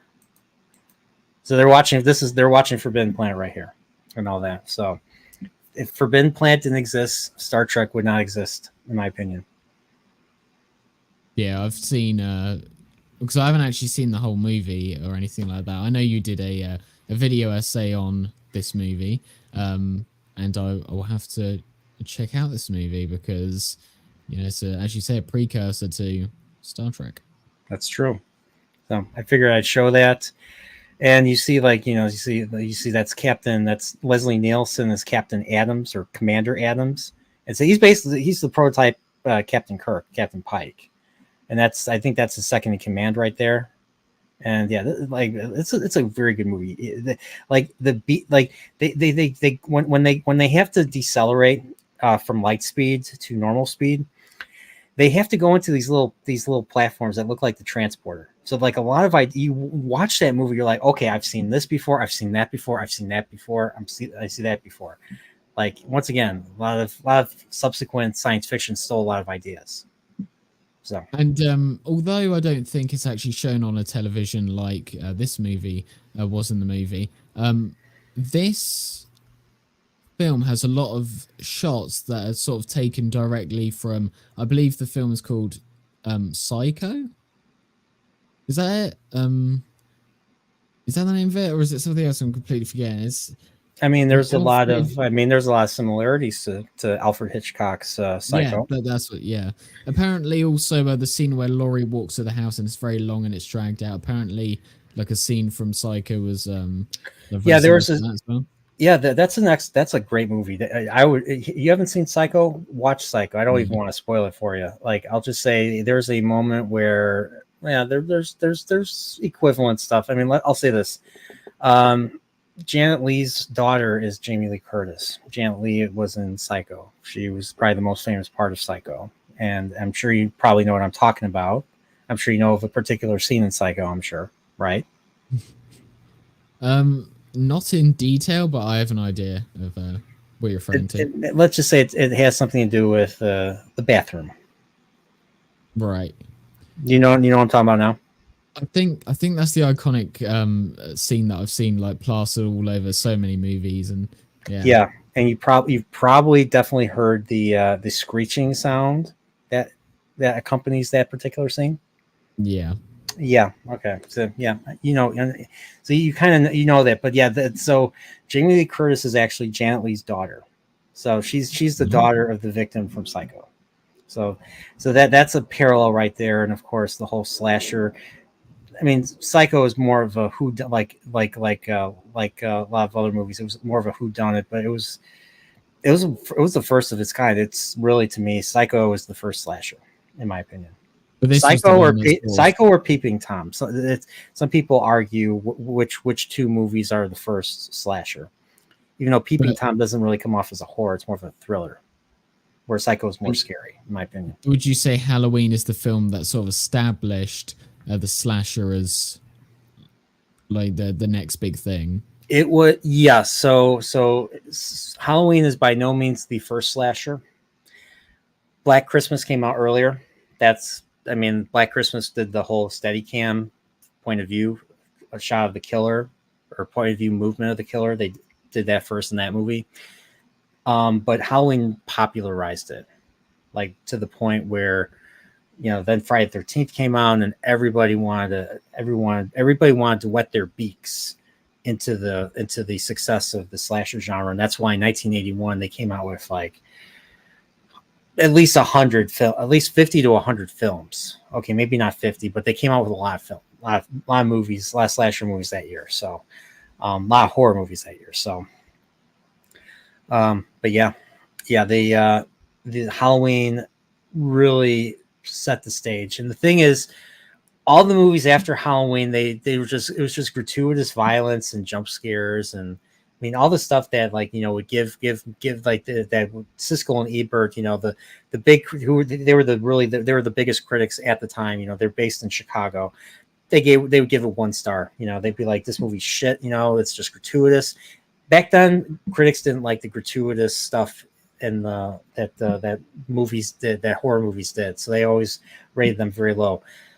Movies like Halloween, though, and other thrillers like Carrie and Rosemary's Baby and Exorcist and Those were given higher marks because they actually told. Well, this movie was told.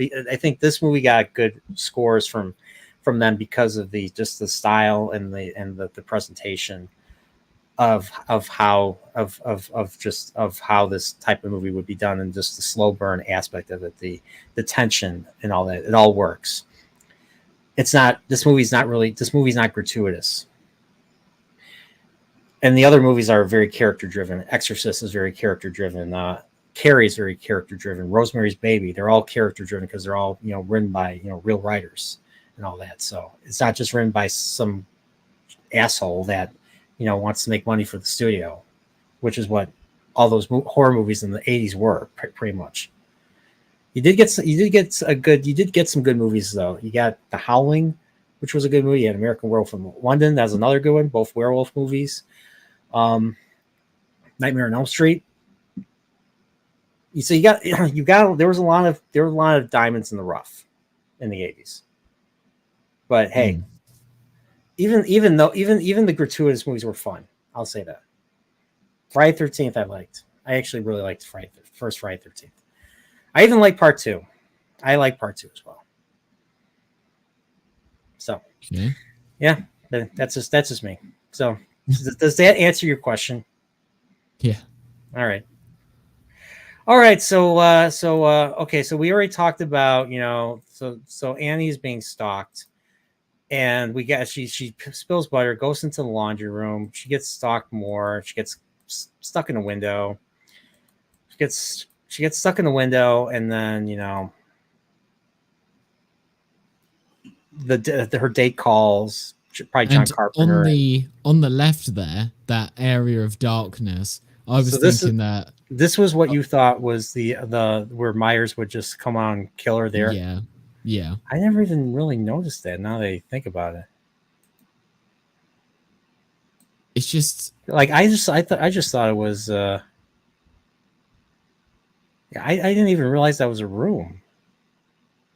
I think it's a room, isn't it? I thought it was a shadow. I guess no, you're right. I always thought he was going to pounce out of there. Yeah, you're right. Maybe I don't think is that a room, or does that lead to the outside? I don't know. Wow, interesting.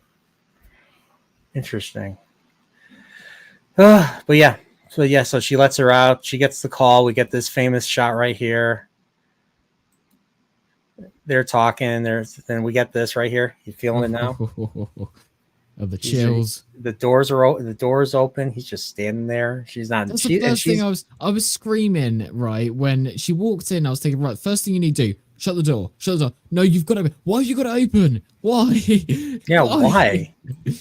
As the 70s, I mean, didn't they learn anything from? I mean, this was this is supposed to be the Midwest. Maybe that's how people were in the Midwest back then. I wasn't around for that, so.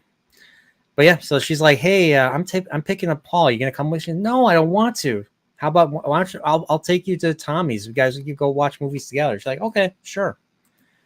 And then of course we get this nice little shot where they're walking, and he somehow he's just hiding behind the car, waiting for them so he could just just stalk him some more. You're like, when's he gonna strike? And so they're talking. When he arises from the car, you get that sound effect again. Mm-hmm. Yep. We actually ripped off Michael Myers, producers of Friday the 13th Part 2. It's true. It's true, though. Only difference is... at least they're honest about it. Honesty is the best policy. That's I agree with that. And let's just say they didn't even completely rip off Michael Myers. Like I'll tell you more afterwards. But yeah, so Annie has to get to the car, and her keys are gone. She doesn't have any keys, and she can't get into the car. So she goes inside, grabs the keys, goes back into the car, and she notices there's fog on the window. And then all of a sudden, and here's the thing: the VHS I had, it didn't have the whole screen, so I didn't see in the corner of the frame Myers stick his head out and just start strangling her like that. Right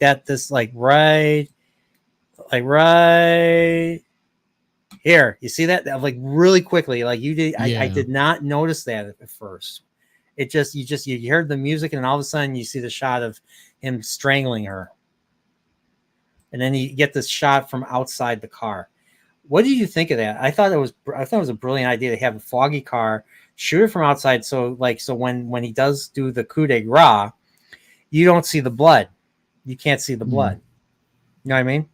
Yeah, and that's what the Myers' killings, how they present it so well, because like the one that we see later on where he stabs the guy with the kitchen knife and he is just impaled on the wall, you don't see any blood, but that's why it's so creepy. And then later when Laurie comes into the house and how he arranges all the bodies and how the dude is just hanging, and like you've said when we discussed this initially, um, there's not a lot of blood. There's not blood here, blood everywhere. They're very creative in how they do the killings, and um, I believe when she gets her keys and then goes back to the car door is open Mm-hmm. or something like that, and she doesn't even question it. And then, of course, this happens. And as I was mentioning earlier, the natural progression of Michael being inside the house, then he's outside and he's staring in towards someone else, then he's outside of a fence, then he's behind a bush, and now he's literally as close as he can be right behind her in the car. Yep. Yep. And this is pretty much this like like I was curious how people reacted to this. Like, were you expecting it? Were you expecting this to happen when you first watched this? I didn't know about this scene, so when I knew that he would have to strike at some point, but I didn't realize he'd be in the back of the car. And it's kind of stupid of me because in later films, and like every film after this, they do sort of have that where the character thinks they're safe because they're inside the car, but then behind them, the threat is just so close to them. But it didn't click in my head, so I did have that little bit of shock. Yeah, I agree. Yeah, it was the same for me. I was like, what? Where did he come from? How did he get in there? Did she lock the door? Probably not, because why would she?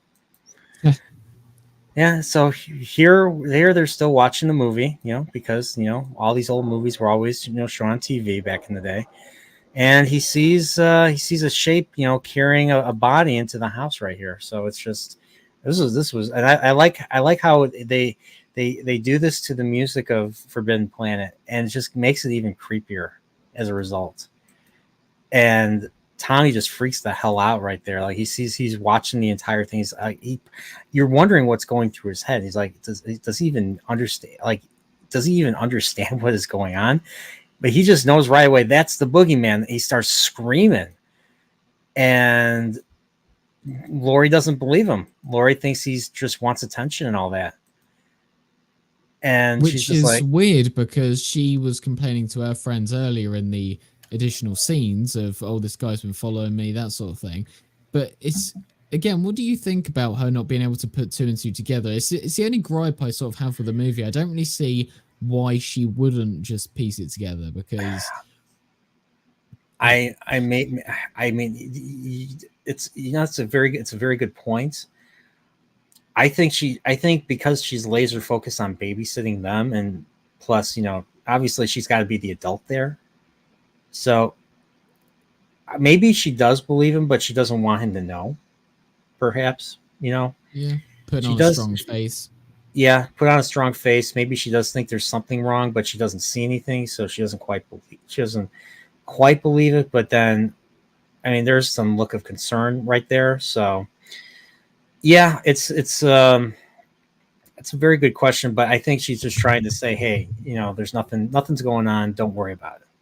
And you And also have the thing of, we as the audience know that he kind of possesses some superhuman strength, with him in the car window, that sort of thing. But she yeah, just views this guy as a man, so perhaps she thinks, oh well, I'm inside the house, the doors are locked, yeah, oh, well, what's going to happen? exactly. So here's Dr. Loomis doing his usual, his hey, get your ass away from there, and then we get a nice little. I don't know if it's once again, this is not a jump scare, but it's just like it's a scare for the character, but not a jump scare for the audience. So right there, like he's just like, this is kind of where, you know, Sheriff Brackett's having doubts about this whole thing. He's like, there's nothing but kids. It's been quiet. He says like, I think you're way off, and Loomis is like, that's the wrong feeling. And he's like, I've been watching him. I've been watching him for 15 years, staring at a wall, seeing past the wall, looking at this night, inhumanly patient, waiting for some silent trigger, waiting for some silent thing to trigger him off. Death has come to your little town, Sheriff. You can either ignore it or you can help me to stop it. I mean, come on. I mean, like the fact that I remember this like for almost verbatim just tells you how great the acting is here. Yeah, all the lines said by Donald Pleasance, they stick with you. They do, because he has that voice. He kind of takes on for the audience a role of a protective figure. I mean, he's even for wearing the older he's viewers. wearing the trench coat. I mean, he's wearing Yeah, I mean, right there is yeah, obvious. he's assigning himself the role of like detective and the Lone Ranger in a sense. Like he's the one Yeah, man that's gonna go forth and save the people from this darkness. And you're just constantly gripped when he's on the screen. As I say, he's a bit like, even for the older members of the audience, he's a bit of an adult figure for them, because it's like with his character, it's kind of like a kid going up to an adult asking them for answers. What's this? What does this mean? And he's sitting you down and saying that this character is, well, Michael is evil, and you really believe him because his words carry so much weight. And that also is telling for all of the scenes inside this movie. It's that with modern films, if you go through any film whatsoever, even if it's a movie that you like, you could probably pick out about 10 scenes that don't need to be in the movie, that are yeah, not significant, they could be cut. But everything in this movie, every single scene, correct. every single moment builds up and is Yeah, relevant. And every single line of dialogue is not just a throwaway line, it yep, means something. yep, that's true. I totally agree with that. Um, everything, yeah, but yeah, everything here just works perfectly. Just sets this thing up further. And well, they're just like, you know, he's just like, okay, fine, we'll keep watching. Because the first thing that they wanted to do was they wanted to tell the press, they wanted to tell everybody. And he's like, no, don't do that, don't do that, or there might be a panic. You know, something could go wrong.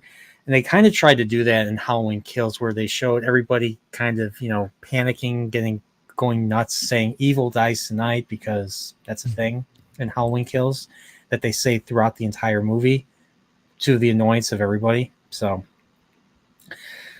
but yeah, that's what Loomis does not want to do. So yeah, so he sticks around, waits, and look who shows up. So Annie's gone. Nobody knows what happened to Annie except for us, the audience. But we have Linda, and there's her boyfriend Bob, and they're having a blast. You know, they're drinking, and they have beer cans, and they're just you know what, call Lori, and we're gonna do stuff. And then I never realized this because once again the frame was cut off like right here when I watched the VHS, but I never realized as it pans out that, you know, Myers is actually watching them in the room. I didn't getting the DVD was Oh, a big difference. There was a big difference in my viewing experience from seeing the original VHS that we owned. So because you could see, like, you know, the sides of the frames, and you see that he's actually there present with them, and that makes it even creepier. yeah, that must be like that must have been a true shocker for you to think, well, there's this whole other thing going on that I never had a clue about before. Yeah, because I always thought it was just they're just playing the creepy music with us just knowing that he's in the house. But the fact that he's watching them from here, kind of like, you know, once again, like recreating, you know, the beginning where he was a kid and he's watching his sister making out with that dude and all that. I mean, he's recreating everything. You know, it's all coming back. So yeah, so they're carving pumpkins because that's what people are probably doing today. You know, with their kids, they're carving pumpkins and having a blast. And yeah, so I think that she's just telling them to get ready for bed and all that. And I think they call her, and they're like, "Where's Annie? Annie's not there yet." Look at the shadow right there. Like, look at Ooh. that. Look at the shadow. Like, the looks like it's getting real. Things are about to get real. That's what this shot right here is telling me right here. So, um, and she's finding out that Annie never came back, and so I think this is where she starts to realize something might be wrong. So, even though she doesn't say it to them directly, but I think she's thinking it or something because she's looking outside. I think she's recalling the stalker from earlier. I don't know. What do you Yeah, think? starting to piece it together. Perhaps, perhaps this was the line that was crossed where she thought, right, I was willing to dismiss this, but I think something's going on here. It's not a coincidence that all these strange things have been happening today. Mm-hmm. So yeah. So okay, we get this. Okay, we get this. We don't see anything because they're under covers, thankfully. But they're just they're having a blast. They stop what they're doing. Takes off his. I think they stop what they're doing, and then they start at it again. Yep, they start at it again, and yep, I use this particular clip, and then of course look at the shadow right there. Oh, It's just like you're just like, when's he gonna strike? Like, when's he gonna strike? What's he gonna do? And everything. he's, he seems to just be loving the action, specifically with these two. Yeah, he's enjoying it, and then she's like, okay, yeah, if somebody's gonna die, then they're gonna have to be split up. So what does Linda say to Bob? Get me a beer. So I thought you were gonna get me one. So now he's downstairs in the kitchen. He gets a beer. The door's open. He hears someone moving, and he opens the closet doors. No one's in there, and oops, there he is. Oh, this bit where he just opens it and then he just pounces out. Pounces out like oh, dang it! Come on! All right, all right. Opens the door. All right, come on out. There you go, right there. Oh, This part, this was brutal. because we don't Like, really get to see the shape moving at all. Really, he just kind of appears in different places, and whenever he does move, it's been very slow. Going back to the scene at the fence when he's following Tommy, very slow movements, calculated movements. But this one's just straight up, gotcha. yes. So the only other time so right before he kills is when he strikes really, really quickly. So like in the freaking in the car, like he gets up really quickly. I don't know if you notice, he gets up really quickly and then goes for Annie's throat and gets her. So here, because she was a woman, he's a man. Men are stronger than women. So, but what if he takes on a dude, especially, a handsome dude who's probably jacked, he's probably an athlete himself, he probably could put up a fight, right? Right? Right? No? Not can't fight this guy. He is lifting him up with one freaking arm, which is impossible for any man to do. Lifting up a grown man, probably 150, 160 pounds. Uh, yeah. Yeah, This is no man. This is something that is purely and simply evil. exactly. And all he does, he nails him to the wall with the butcher knife. He just takes the butcher knife, does a very strong stab, and there you go. It holds a single butcher knife holds the entire body up. He's obviously, I think he actually has something under his armpits, and he's probably standing on something, or maybe I don't know if he's standing on something. Maybe he's not, but something's holding him up, obviously. So, but yeah, but this part. So when I watched this on TV, when he'd take out the knife, then it would cut to commercial. We didn't. I don't know why it cuts to commercial, because there's no blood here. There's nothing bad right here. I mean, it's just creepy. Like him doing the head tilt like this, like an animal, like a dog or something. I mean, what do you think of that? What do you think of that? I mean, that's just that I've used that to creep people. I've used that to creep people out. Like, you know, if I'm you know wearing a Halloween costume or something. Well, it's sort of a sign of admiration. Like if you look at a piece of artwork, you you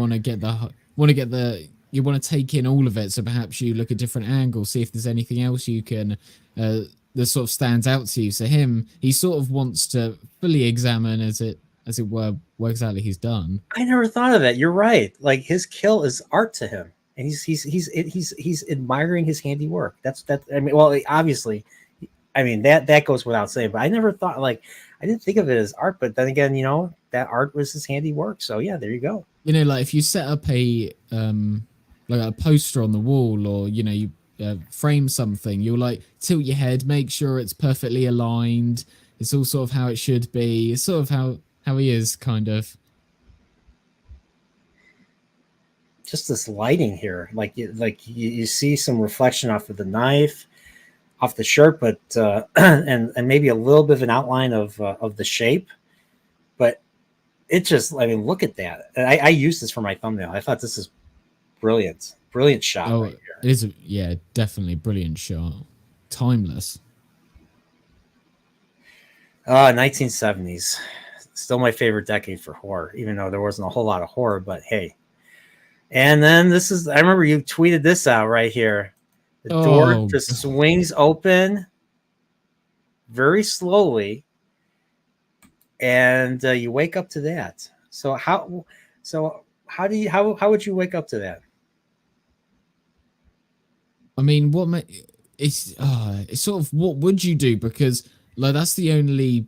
I mean, you do have the window, but that's not really considered a point of entrance or an exit for a house, is it? So he's Nope. fully just enclosed you in this space. Unless you wait for him to Oh, go to one side of the bed, then you try to, you know, circle around the bed, get the hell out, and run out of the house. I don't know why, but this shot in particular creeps me out so much. I don't really know what it is. Perhaps it's the fact that we know what's under there, she doesn't, and she's fully embracing of it. Like, come here, and I'm thinking, no, no, no, don't. I like how he puts on the glasses just Yeah, to pretend he's Bob and all that. So, um, unfortunately, he doesn't do something like this in any of the later films, which is a shame because I thought this was brilliant. And of course, you know, to bring the Halloween theme to the movie, you know, have him be a ghost and all that. And she's like, "Hey, where's my beer?" Doesn't answer. "Are you gonna answer me?" Doesn't answer. "You're weird." Doesn't it doesn't. Oh wait, I don't want to do that. And she's like, "Okay, this is boring. I'm calling Lori." And then when she gets to the phone, oh shit. When she calls Lori, that's when that's when he strikes, and he strangles her with the telephone cable or the and telephone cord. the fact that he waits for her to phone Laurie is a way of again playing with her, because he could have. We've seen him quickly move when he needs to. He was, you know, fully capable of doing that. But the fact that he waited and he wanted to unsettle her that just a little bit more. Yeah, This right and there here. we go. Like, I love this shot because you don't see the eyes here. Like this is the first time I think we actually see him up close with the mask on. This is the first time we see the mask up close, because we see him usually either far away or in a weird shot, yeah, where we don't see the full definition of the mask. Here we see it, and we don't see his eyes. We don't see his eyes. And I think that's just just the fact that there's nothing behind that mask is what I like. That's why I think of Michael Myers. That's why I think of the shape. Mm. And that's So why, as I mentioned before, when the mask does come off, it doesn't feel right, because to us, this isn't Michael Myers, the monster. This is actually a human. yeah, they wanted, and like I said, John Carpenter wanted to cast someone who had an angelic face.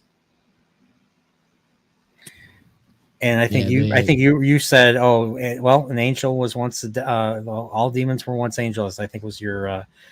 your response, and I'm like, yeah, that's true. So But so she's on the phone. She's like, Annie, what's going on? Or Annie, because she thinks it's Annie. And the part, like this part right here, always creeps me out. So the phone gets disconnected, and she sees the power turns on and then turns off. Let me see if I can find it.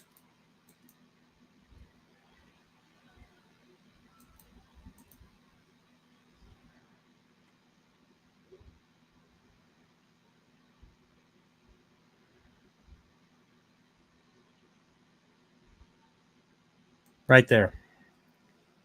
So you're like, what? I mean, like seeing this, getting a weird call like this, and then seeing this, you're like, what? You're thinking, what's going on here?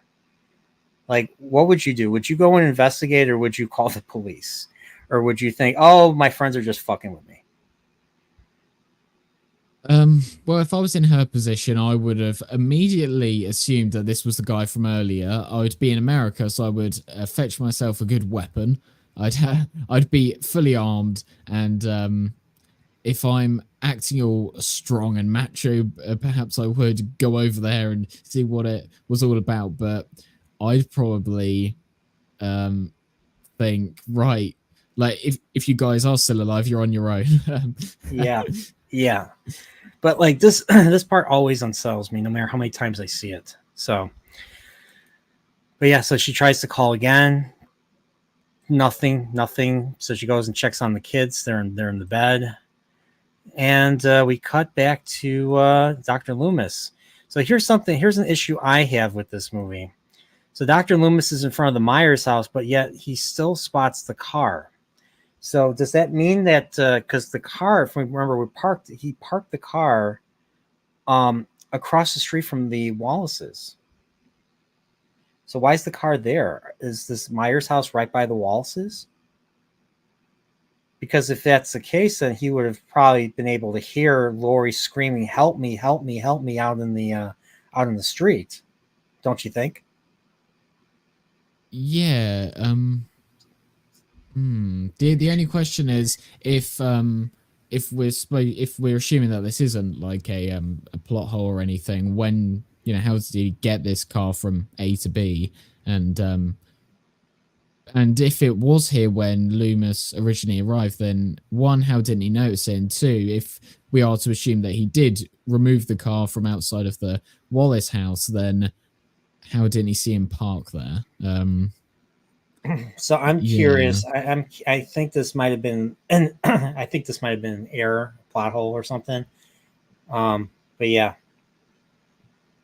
I'm honestly I'm not sure. So Maybe the car thought, hey, you can teleport. I'd like to have some of that too.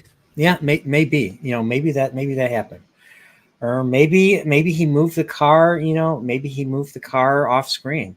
Okay, I'm kind of filling in the blanks right here. So Or it's like how Ghost Rider, whenever he gets on a vehicle, that sort yeah, of takes on the form of a fiery mess. Perhaps when he got in, it got imbued with his abilities.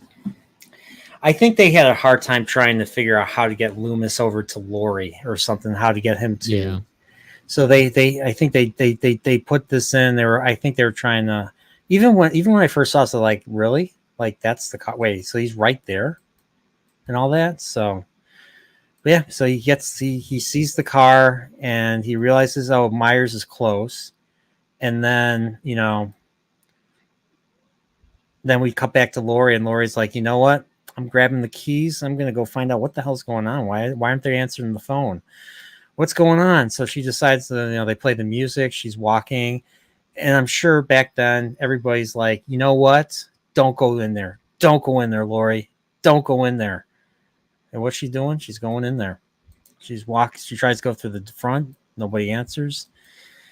The door's open, so that's Myers. As far as I'm concerned, Myers is inviting her in. He leaves the door open for her to enter, and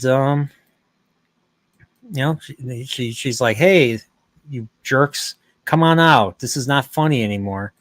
No answer. Completely. This part, what makes this part really unsettling for me is that there's no music here. All you hear is her sounds. You don't hear anything else.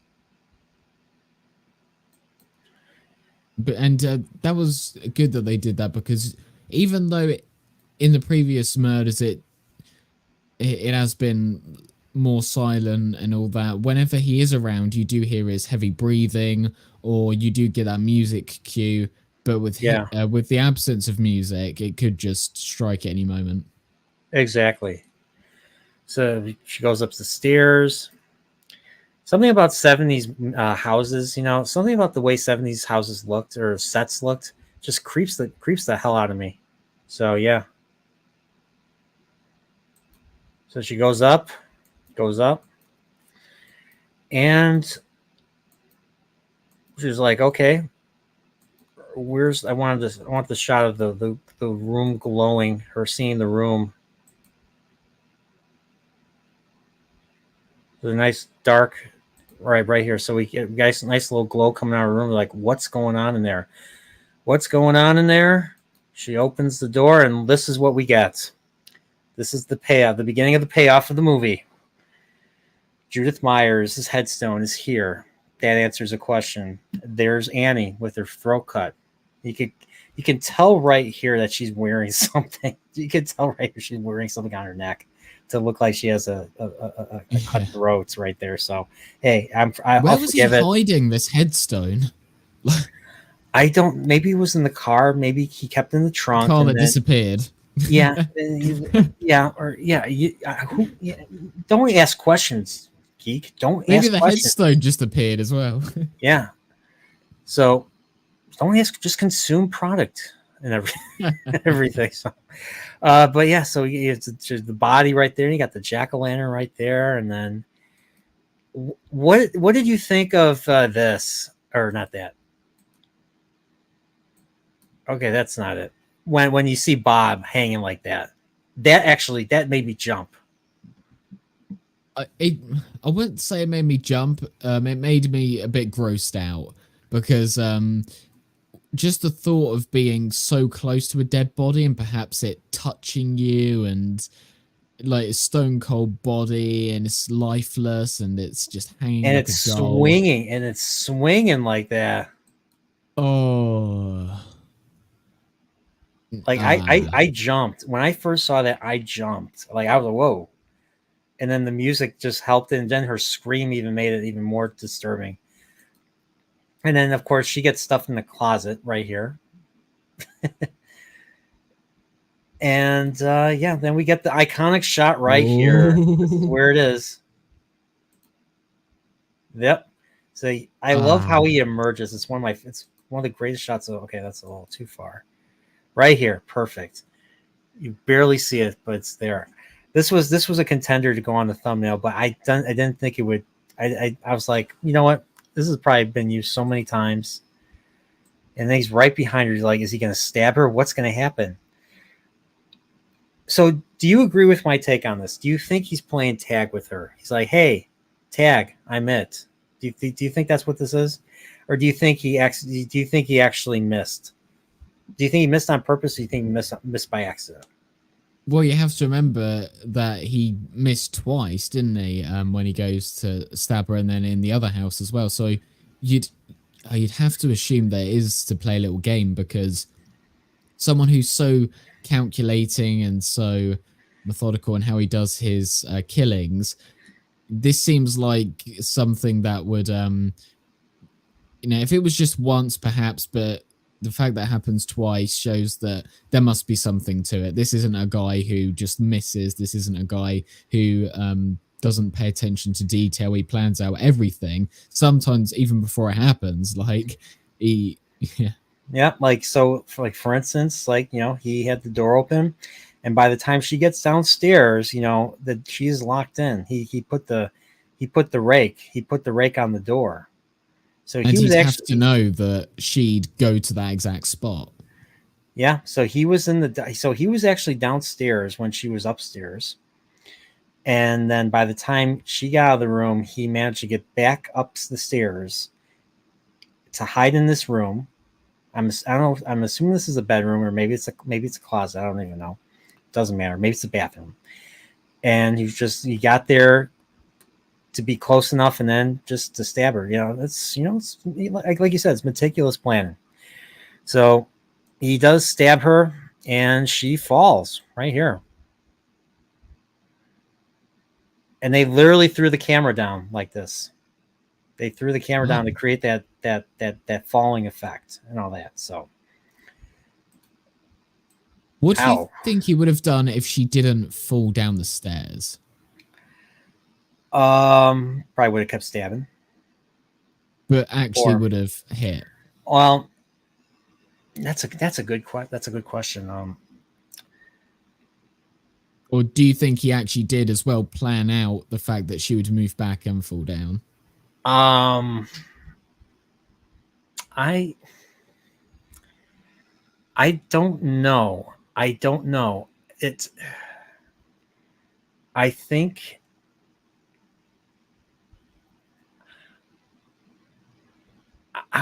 That's. I don't know.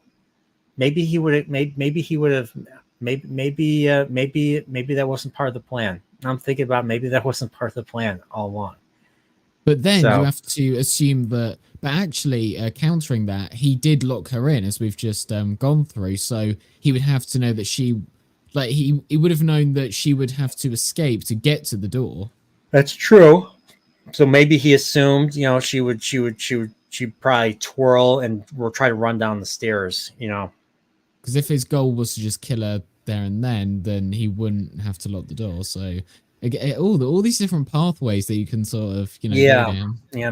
Trying to map this out. This diabolical plan by the Sheikh. We're trying to get into his head again. This is not a person who thinks rationally. Nope, not a person. Not a person that We're not trying to humanize them, but yeah, So and then we get this famous shot right here. So the shot of his silhouette up on the stairs. Where is it? And then you hear bump, bump, bump, bump. And he's going down the stairs. He's getting closer to the stairs. Oh. And she's trying to get out the rake, and then of course that's Tommy Lee Wallace's hand right there, because he knows the production, he knows the material of the door, he knows where the weakness is. That's why he's the one that does this. And she's still in the room, and it's until he's already well advancing on her in the room that she finally breaks the glass. I'm like, break the glass already, break the glass.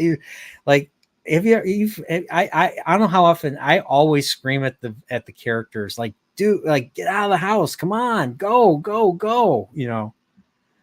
Yeah, I always have like my own little commentary going on, like just when we've been going through these frames, like when perhaps Michael's standing somewhere, I go like, oh no, move,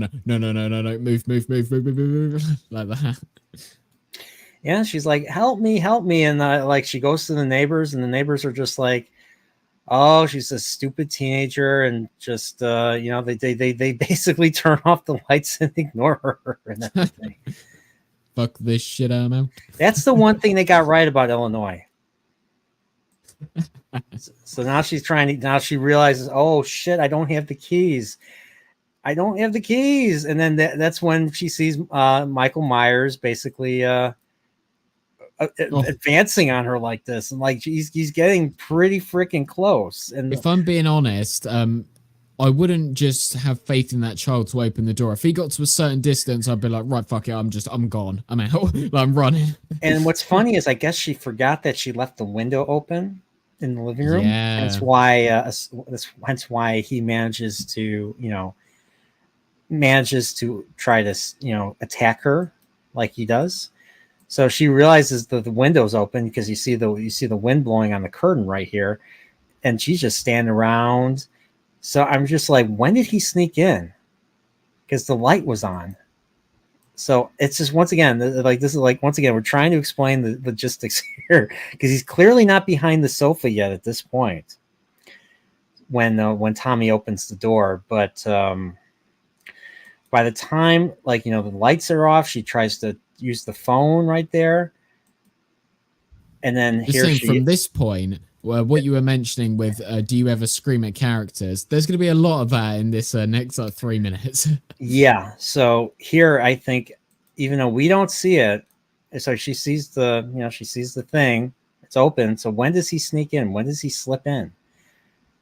So maybe he's lurking outside, and then when she starts to sit down, this is what I'm thinking. You know, she's looking around. She gets down behind she gets down in front of the sofa. She's grabbing for the needle. Maybe he does like a solid snake and, you know, kind of, slithers into the room to hide behind the sofa, and then he emerges and tries to stab her. What do you think? Do you think that's plausible? Again, I don't want to try and humanize him too much. If I go through it in my head, it's not going to make sense. But all I know is he is there. Yep, and he even like this once again. This was another shot that I did not see proper in the VHS because of the fact that he is all the way in the left part of the frame. So the only reason why I knew something was going on was because of the music. And then all of a sudden, then it cuts to a knife coming out. I was like, whoa, where did this come from? So right there. I think that he's kind of way off on that. Yeah. But she has a counterattack. She has a counter move right here. What does she do? Got him with the needle in the neck. Needle in the neck, baby. He's dead, right? Right? He's dead. Yeah, I mean, that's a fatal hit right there. So that's the end of the movie, right? The credits are just longer for this particular one, right? Or do you think that he is just so lucky that she missed a vital part of his neck? And that's why he comes back.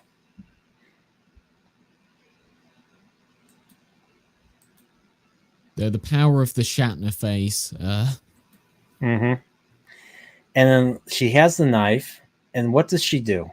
Yeah. The mistake every character does. She drops it. Oh, if that was me, right, I'd get the knife. I'd keep it with me. I'd keep it with me until I am positive I'm safe. And I'm a dude. If he's on the floor, I'm going around, kicking him in the face, stab, stab, stab. That's just what I'm doing. That's what you're doing. Yeah, you're not taking no chances, right? Right. Yeah. I had my baseball bat by my side watching this. I mean, I was prepared. Yeah, and so we cut back to Loomis. So it's clearly the end, right? All Loomis has to do is, you know, find the body and find Lori, and that's it, right? Right. And then, you know, so he's walking. So he's walking around. So you're like, where was he when Lori was screaming? Because the car was right there, right? Or I'm still confused about that. Like, did Myers move the car or something and then walked all the way back? Or did he steal another government car or something? It's just once again plot hole. So, but I guess Loomis did not hear the screams, and Loomis did not see what was happening. So, but he knows Myers is close. Do we ever see this guy reacting to the fact that his daughter's been killed? Yeah, in Halloween 2. He's in the movie. So, but yeah, he's like, I found the car. He's here. He's 3 blocks down. You go this way, I'll go that way. You know, I'll check the front of the house. You check the back, and then so he's still looking. She tells the kids right here, you know, the boogeyman. It's all right now. The boogeyman's gone. I killed him. And little Tommy Doyle's like, you can't kill the boogeyman. And then you see and one thing I didn't notice when I first saw this is you see the shadows move in the background right here. Yep. They're like, you can't kill the boogeyman.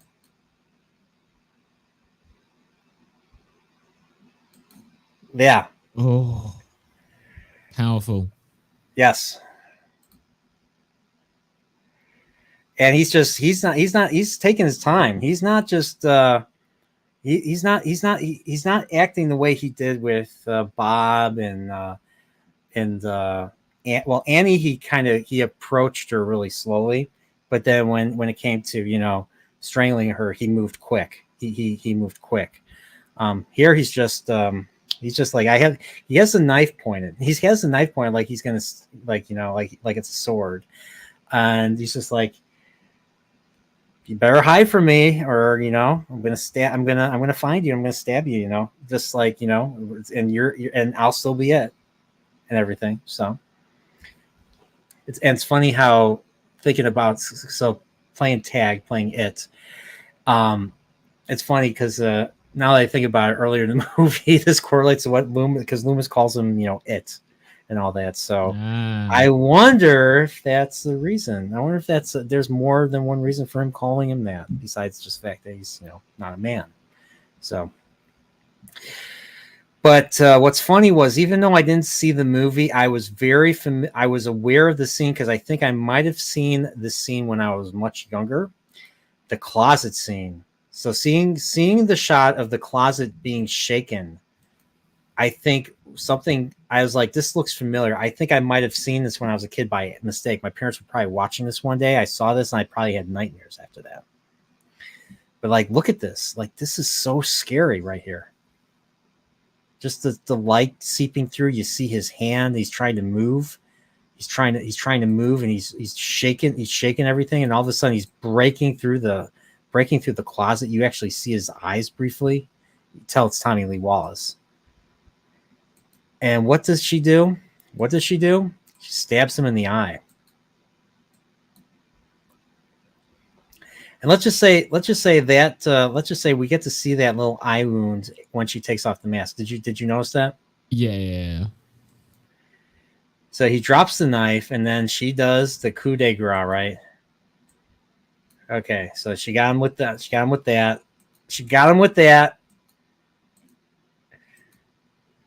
Okay, she already got. Wait, I want to see if I could get her to do the knife.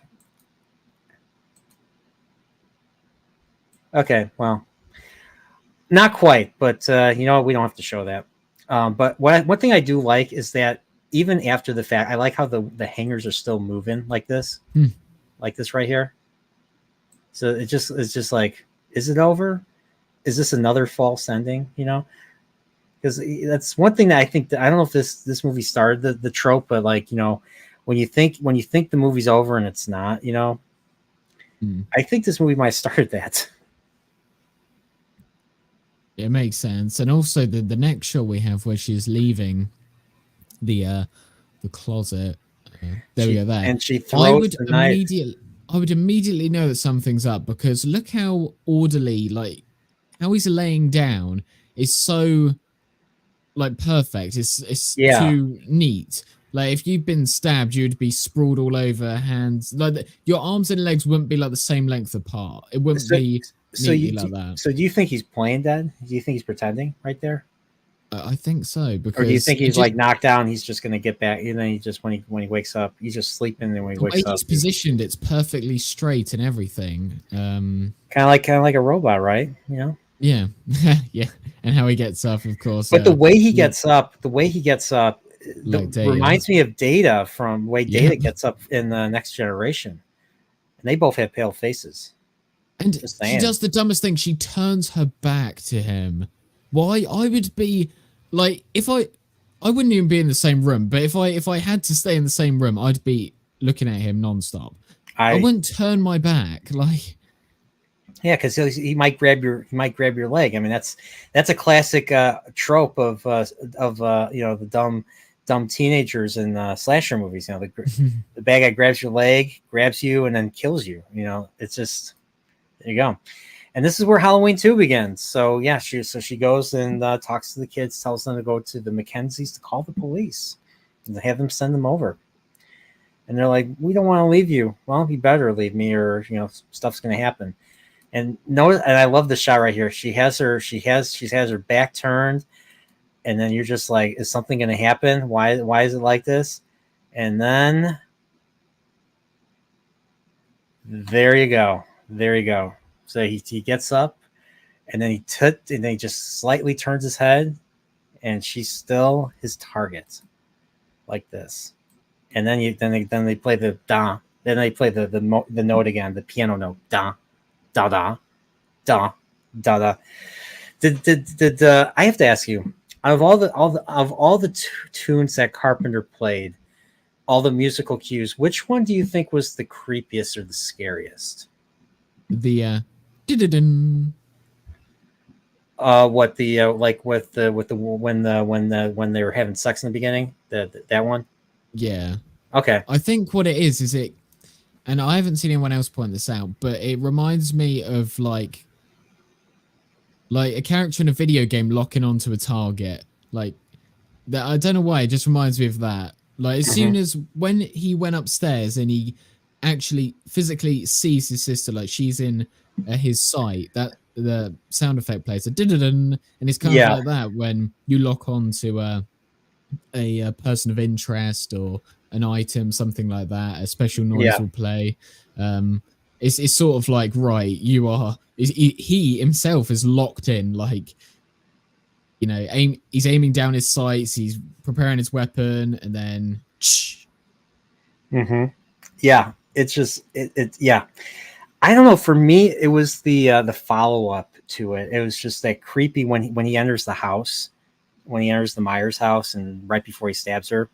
I think that might be the creepiest part. Um, I'm not sure what like the piano bump I think is pretty creepy too.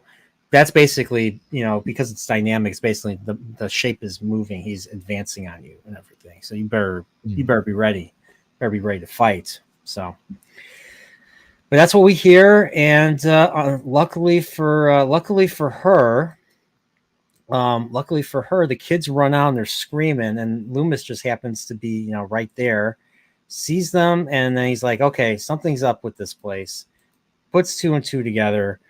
And as then it cuts back to Lori, and you're just like, oh shit. I can only imagine being in the theater seeing this again for the first time. um, and he gets up, and he's just, the way he walks towards her like this, he doesn't walk normally. He walks like this. He walks like this. He walks he walks like a I don't know I don't know how to describe the walk. Like, look at this. He's like this. He's like this. He's like one of those. Weren't there villains in Doctor Who that walked like that? Like some like robots or something that kind of walk like that. Like didn't the Cybermen move like that, or the yeah, sort of. Autons or something? I think it would mostly be like Cybermen. Yeah, it's so weird because it's kind of like he's stomping into the ground. He's not, 'cause it's very silent movement. Um, I don't know what it is about it. I would say like perhaps because he's been hurt from the stabbings and stuff. But then again, is he really? Does he get Is he affected by hurt? any of this stuff? Is Like, he hurt? That's the question. I'm assuming but he's not. I'm assuming he passed out from the shock, and now that the shock is over, he gets back up. He just simply gets it back up and resumes like looking a at his machine. style of walking, it is very similar to that of someone who is perhaps trying to square up to someone, and perhaps he is creating his like he's trying to tower over her essentially. Like he's been Yeah, weakened, he's on the floor. She of course was above him. He's now reinstating his position of being over her. He's the yeah, dominant, superior one in this situation. yeah. That's what I thought. So here we have.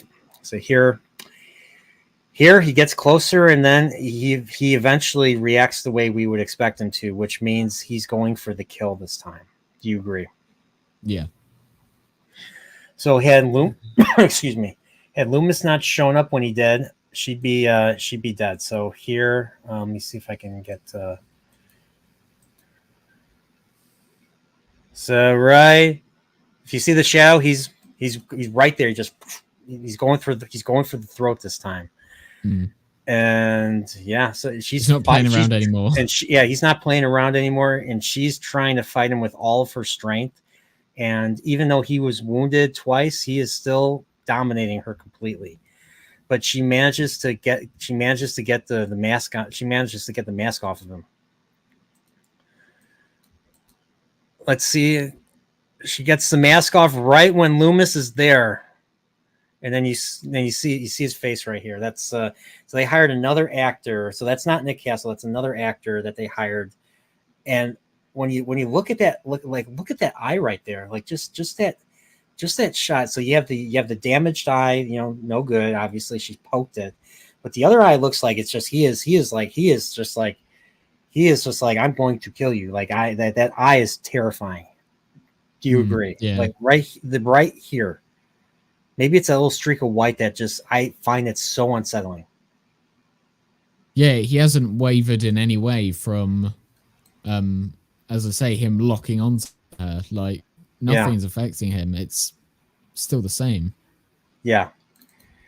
And then that's where Loomis comes in. He's like, "Yep, that's him, and you are dead." Then he shoots him, and then you get, you know. Now the question is, I was like, does this hit him? Does he get hit in the face? What is going on for this? What is going on here? I was just like, did he get hit in the face and then he just stands over there, or did he just lurch back once he heard the gunshot?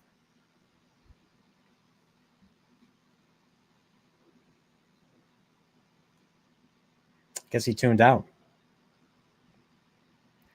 So we go back to here. We get back to here. Check your audio. Gomer Kyle. Yeah, I was just bugging out a little bit. Thanks for tagging me on X Man. I gotta go catch the rest later. Great analyzation. Check out. I did other serial horrors. Check out the one I did a couple days ago. I did one on Carrie. If you like Carrie and all that. So yeah, definitely check those out, man. It's been a while since I've talked to you, man. Thanks for being here. And Dempsey's like he had to miss on purpose. He had to have. You know, you might be. I trust Dempsey's take when it comes to this stuff. So, but yeah. So sorry, what were you saying? No, I was just saying that I'm back now because I did cut out a little bit. Okay, so you did cut out. So he gets the initial shot right here. So he shoots in Myers. Do you think he missed him, or do you think he hits him somewhere, and he just we lost him. We lost him. Okay. Oh crap. So it's just me. He'll come back if he can get his internet going and everything. So what I think happens here. Okay, there he is. Right here. Where are you? Oh, there we go. We lost you. I'm back. We lost you. I thought I lost you, boy. I thought I lost you. It is a bit of an unexpected movement that he just jerked backwards, because usually if you move in the direction of like the bullet, but it's a totally different direction. Yeah, so he was hit. I don't know. I always thought he got hit in the face, but he didn't get hit in the face. He probably just got hit in the shoulder or the arm or something. Again, it was probably a case of he knew if he stayed in that one on the landing in that one room, if Loomis had properly got like right up close to his face shot, perhaps that would have fully ended him. So he knows that there's a window behind him, so he's moving himself into that position to escape. You think that's the case? Yeah. You know, you might be right. So, all right. So this is a nice little creepy little scene right here. So you don't even see his face; you see his shadow, and you just hear. And then, of course, that's when Loomis does the does the shooting, and then, of course, gets knocked out. They had to use a couple of shots for that for the stunt guy. So, but they did a different. They used a different shot. They re-recorded. They re-recorded the shot of him getting shot out of the house to make it look a little less fake. So it looks like he just gets shot out of the house in real time and all that. So, but yeah, so he's dead, right? He's clearly dead. See? Oh, of course. He's on the ground. He's clearly on the ground. I mean, if a needle couldn't do it, if a needle to the neck couldn't do it, or a stab wound to the chest wouldn't do it, bullets will, of course. And so Loomis shot him 6 times. I shot him 6 times. That's from Halloween 2, by the way. And then she's just like, Laurie's. Was that the boogeyman? Was that the boogeyman? And so here's the thing, though, because we don't see them in the shot together. Donald Pleasence did all of his shots in a week, so they were not. I don't think they ever worked. I don't think they were ever on the same set together. They didn't actually work off of each other.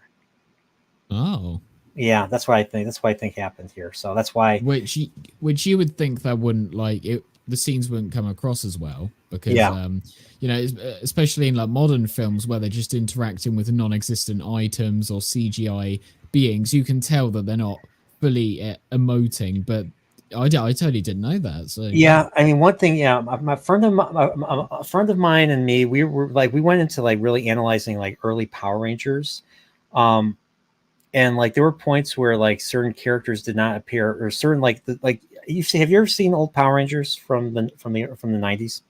I haven't seen anything Power Rangers related. Sorry. Okay, so all right, so well, there's points where they cut, they take footage from one show and they cut it with footage from another show for the Zord fight. So there's monsters fighting these particular Zords from this one Japanese show. What they do is they simply they cut it to the point where they make it look convincing that the Zords from one show are fighting the monsters from another show. So one thing I learned from watching that is that when you see two characters and they just cut from one shot to them to the other, I always assume that the actors were not together ever. Like they were cut from two different moments in the shooting schedule, and that's why they're never actually there together. Acting, bouncing, acting off of each other. Hmm. You know what I mean? So Yeah. that's why I think this way here, and it might be. And I think it's true based on the fact that now that I know that he only worked for an entire week, so all the stuff that he did for a week was done, and then everything else with Jamie Lee Curtis and the rest of the cast, was covered the rest of the filming time. So that's what I think happened. So that's of course but we still get that iconic as a matter of fact, it was. Isn't that chilling? Just having him confirm that. Yeah. And And then it leads you into a full sense of security because again he sort of fills the role of like a parent and she's sort of a child and everything's safe now, I'm here, and then ding ding ding ding ding ding ding ding ding ding ding. yeah, and one thing I love about this is just like he sees that right here Myers is gone, and the thing is, this kind of shot was borrowed from the I mean, not the shot itself, but the idea behind the shot was borrowed from Assault on Precinct 13, where they think they shot a gang member, but when they go outside and look see the body's gone. Either the other gang members dragged the body off, or the guy didn't die and Mm. just got up and walked away or something. But I saw that and I saw this. I was like, okay, I know where you got the idea for this, for this type of moment right here. And yeah, they played the theme again, and he asked I think Donald Pleasance was like, I think he asked him, how do you want me to respond to this? Do you want me to be shocked? Do you want me to be not surprised? And Carpenter's like, you know what, I'll leave this one to you. And so Pleasance basically decided, you know what, I'm going to do a little bit of both. I'm going to be both surprised and not surprised. And that's basically his reaction right here. So he's like, he seems surprised at first, but then he's just like, I kind of knew this would happen. Did, Yeah. did they come off like that to you? I'm curious. Yeah. And even when he was walking up to the balcony, it's like he gives an expression like, oh, here we go. Yep, he's gone. Can you imagine being in the theater when this happened? When you're watching this movie, and the bad guy, the killer, is still on the loose somewhere, and you hear his breathing, and of course, Jamie Lee Curtis is like, she's still not safe, and she's just like, oh, freaking the hell out. I'd freak out too. And then we get all these familiar shots right here. So she's crying. Loomis is looking out the I think let me see. So yeah, Loomis is looking forward to see if trying to figure out what where Myers would go. And then of course then we get all the different shots right here. We get and then we hear the breathing get louder and louder. So we get this stairwell right here shot. And then we get the shot of the downstairs with the knife. and then we get the living room in the other house in the Wallace house. Let me see. The living room, actually the stairwell in the Wallace house, and then this room, and okay, there's the stairwell, the creepy stairwell where Myers walks down the stairs, and then we see the outside of the Wallace house, we see the outside of the Doyle house, and then we finally see the outside of the Myers house where the breathing is the loudest. So, as far as I'm concerned, this is where he went. I mean, if you've seen the movie, just watching this movie, this is, as far as I'm concerned, where he went afterwards, and that's what Halloween Kills establishes pretty much. And I would say with all the shots where we go back through all the settings of the movie, it's sort of this is where he's left his mark. And then the final shot with the house, as you say, you could assume that he does go back to the house, but I also view it as the fact that this is where it started. This is where the first murder happens. And now the evil is sort of spilled out into the world. First, it was contained to one house, and then it's gone to the surrounding areas. And it's like a tumor. It's growing, and it's that's an interesting take. I didn't think of it that way. That's nice, man. This is like the point of origin, and it's just expanding and growing. So it's like kind of like a virus, right? Yeah. The evil, or maybe it's a mind virus. Okay, I don't want to get into that. Okay, so, but yeah, that's and then we hear the breathing. The one thing, and I say this in my little dissertation I wrote on your tweet. The breathing just tells us he could be anywhere. Evil can be anywhere, and it just, when you walk out of the theater, you're just like, is there anybody around the corners? Is he in the car? Just try to go into the car after this movie, after seeing this. You kind of wonder if that's why he did it. Why Carpenter had the first kill in the car, so that when moviegoers would go walk back to their cars, they'd be like, look in the back seat first thing. Yeah. I would definitely have done that if I was strolling up to the theater, watched it for the first time. Then going back to your actual house, I'd be like, right, all the lights are off. I've seen this before. I know how this goes. Having that effect on the viewer is that's what makes this movie, like you said, that's what makes this movie awesome. Like just having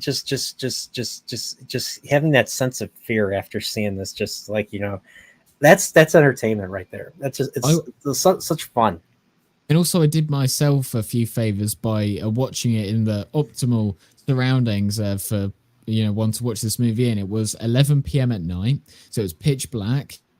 My street doesn't really have a lot of street lights, so it's mostly dark. I have a cat, and he's always making strange noises in the night. So when I was watching this, I'd hear like a plate crash or a certain creak on the stair, and so wow, man, that's great. That's creepy. Yeah, that's why the baseball bat by my side. That's why the baseball bat right next to me. That's right. Oh my gosh, that's crazy. And yeah, that's John Carpenter's Halloween, man. That was so.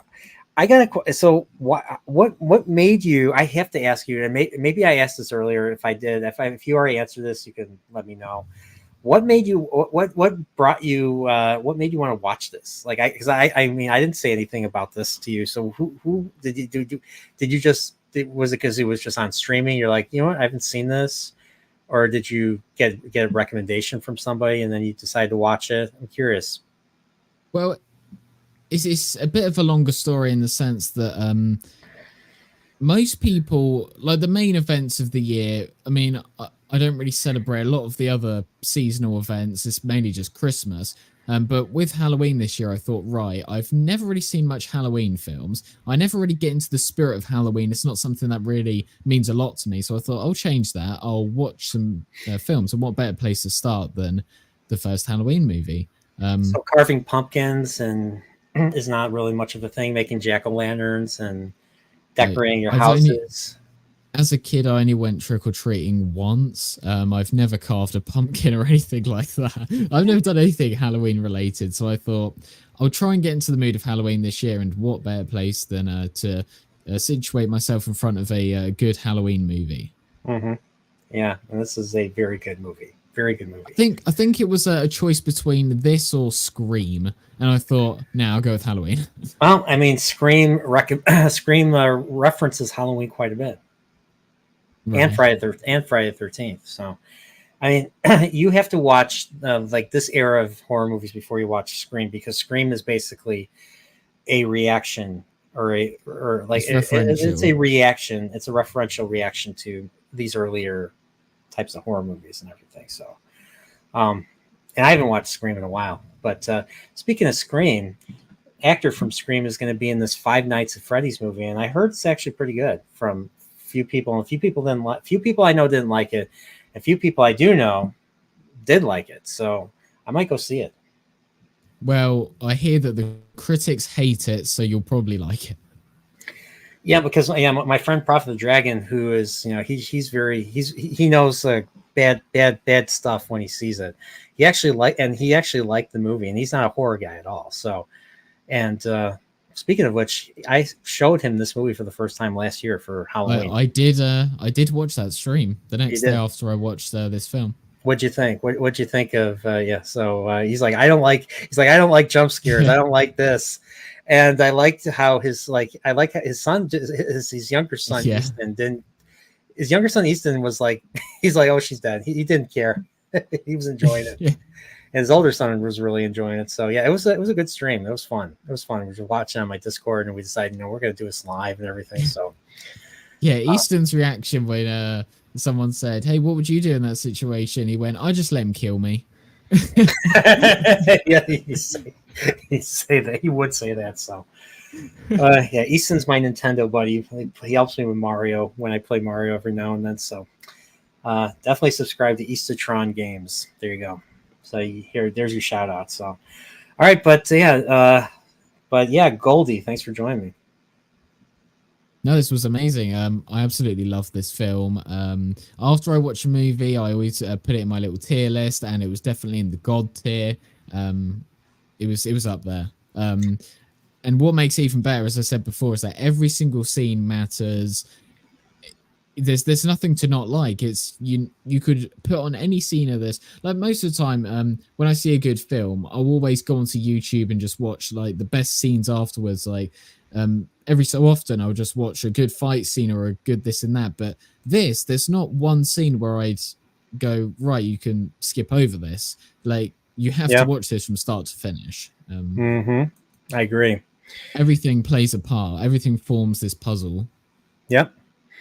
Yep. Also, Everything comes together. Yeah. we didn't I didn't touch on this when we were talking about the scenes earlier, especially in the daylight. But I don't know how it is in I know this isn't Illinois, it's California, but around me, I've never really lived in an area that's sort of like a suburban neighborhood and everything like this. So it really sticks out to me. And that's why when I first watched Edward Scissorhands as a child, the one shot I always remembered was the aerial shot of the neighborhood.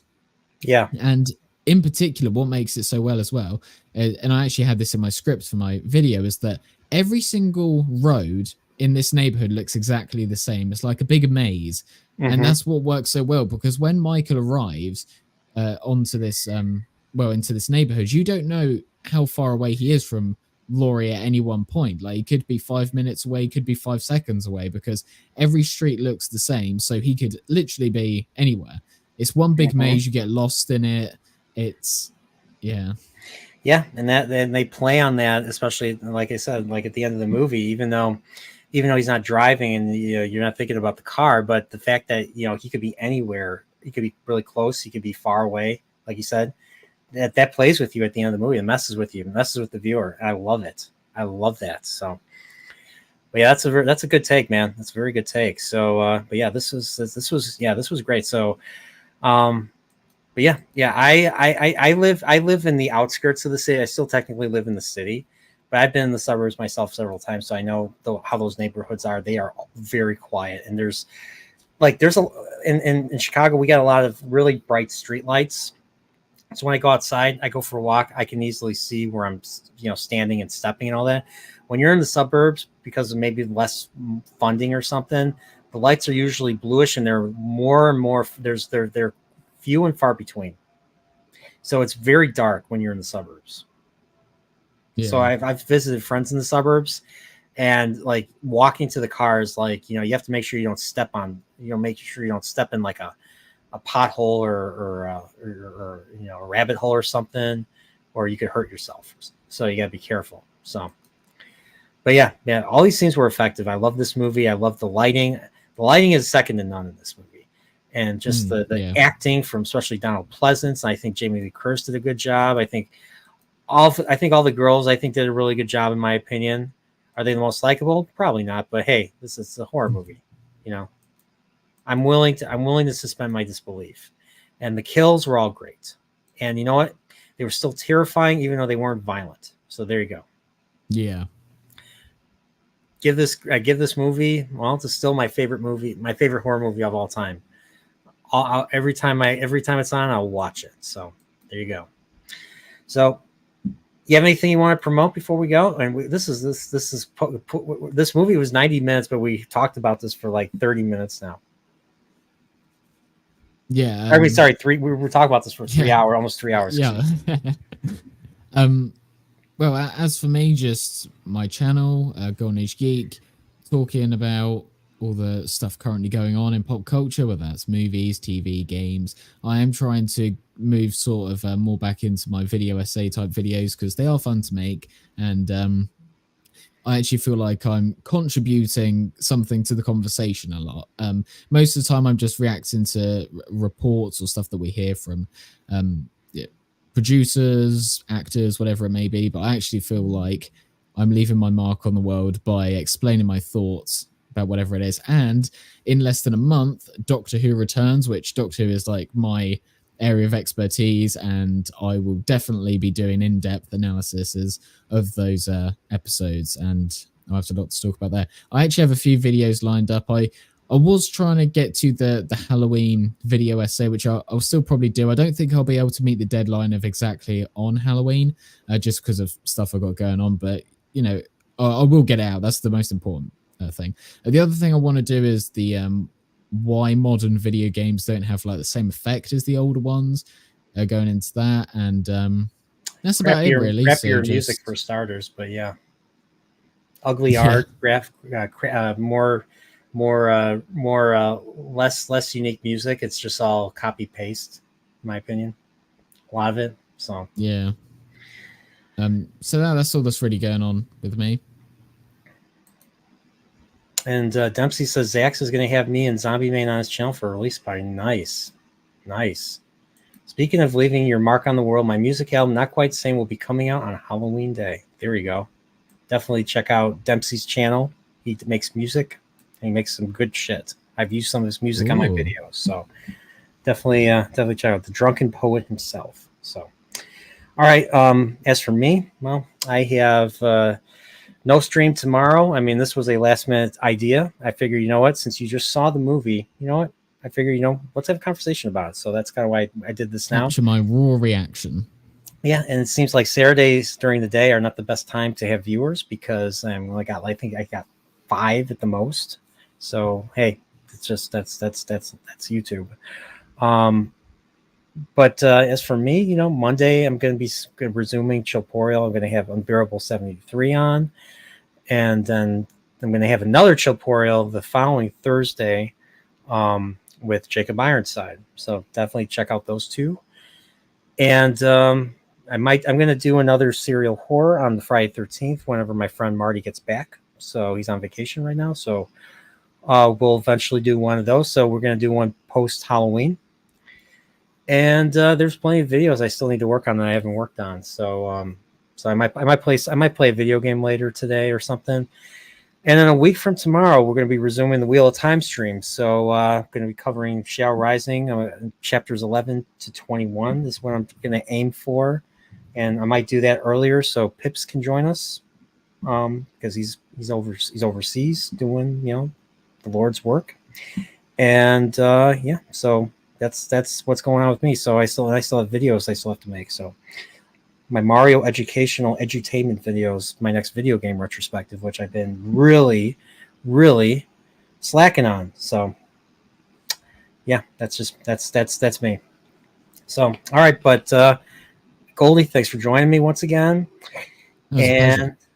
And because of how everybody loves my intros, I'm gonna I'm gonna show the intro again, and then I'm gonna show the outro. So everybody, take care and have a great rest of your day. Stay safe. Bye.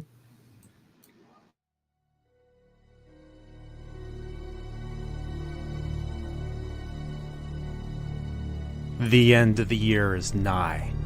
All that was alive and green now turns to a dark red, a bloody red. A red that activates our fear, making us all crazy. To properly channel this fear, we release it through the consumption of horror media. Nerdporial and a special guest will have a special discussion during this time to ward off evil for all its pain and pleasure. Nerdporial humbly welcomes you to Season 2 of the Serial Horror Chat.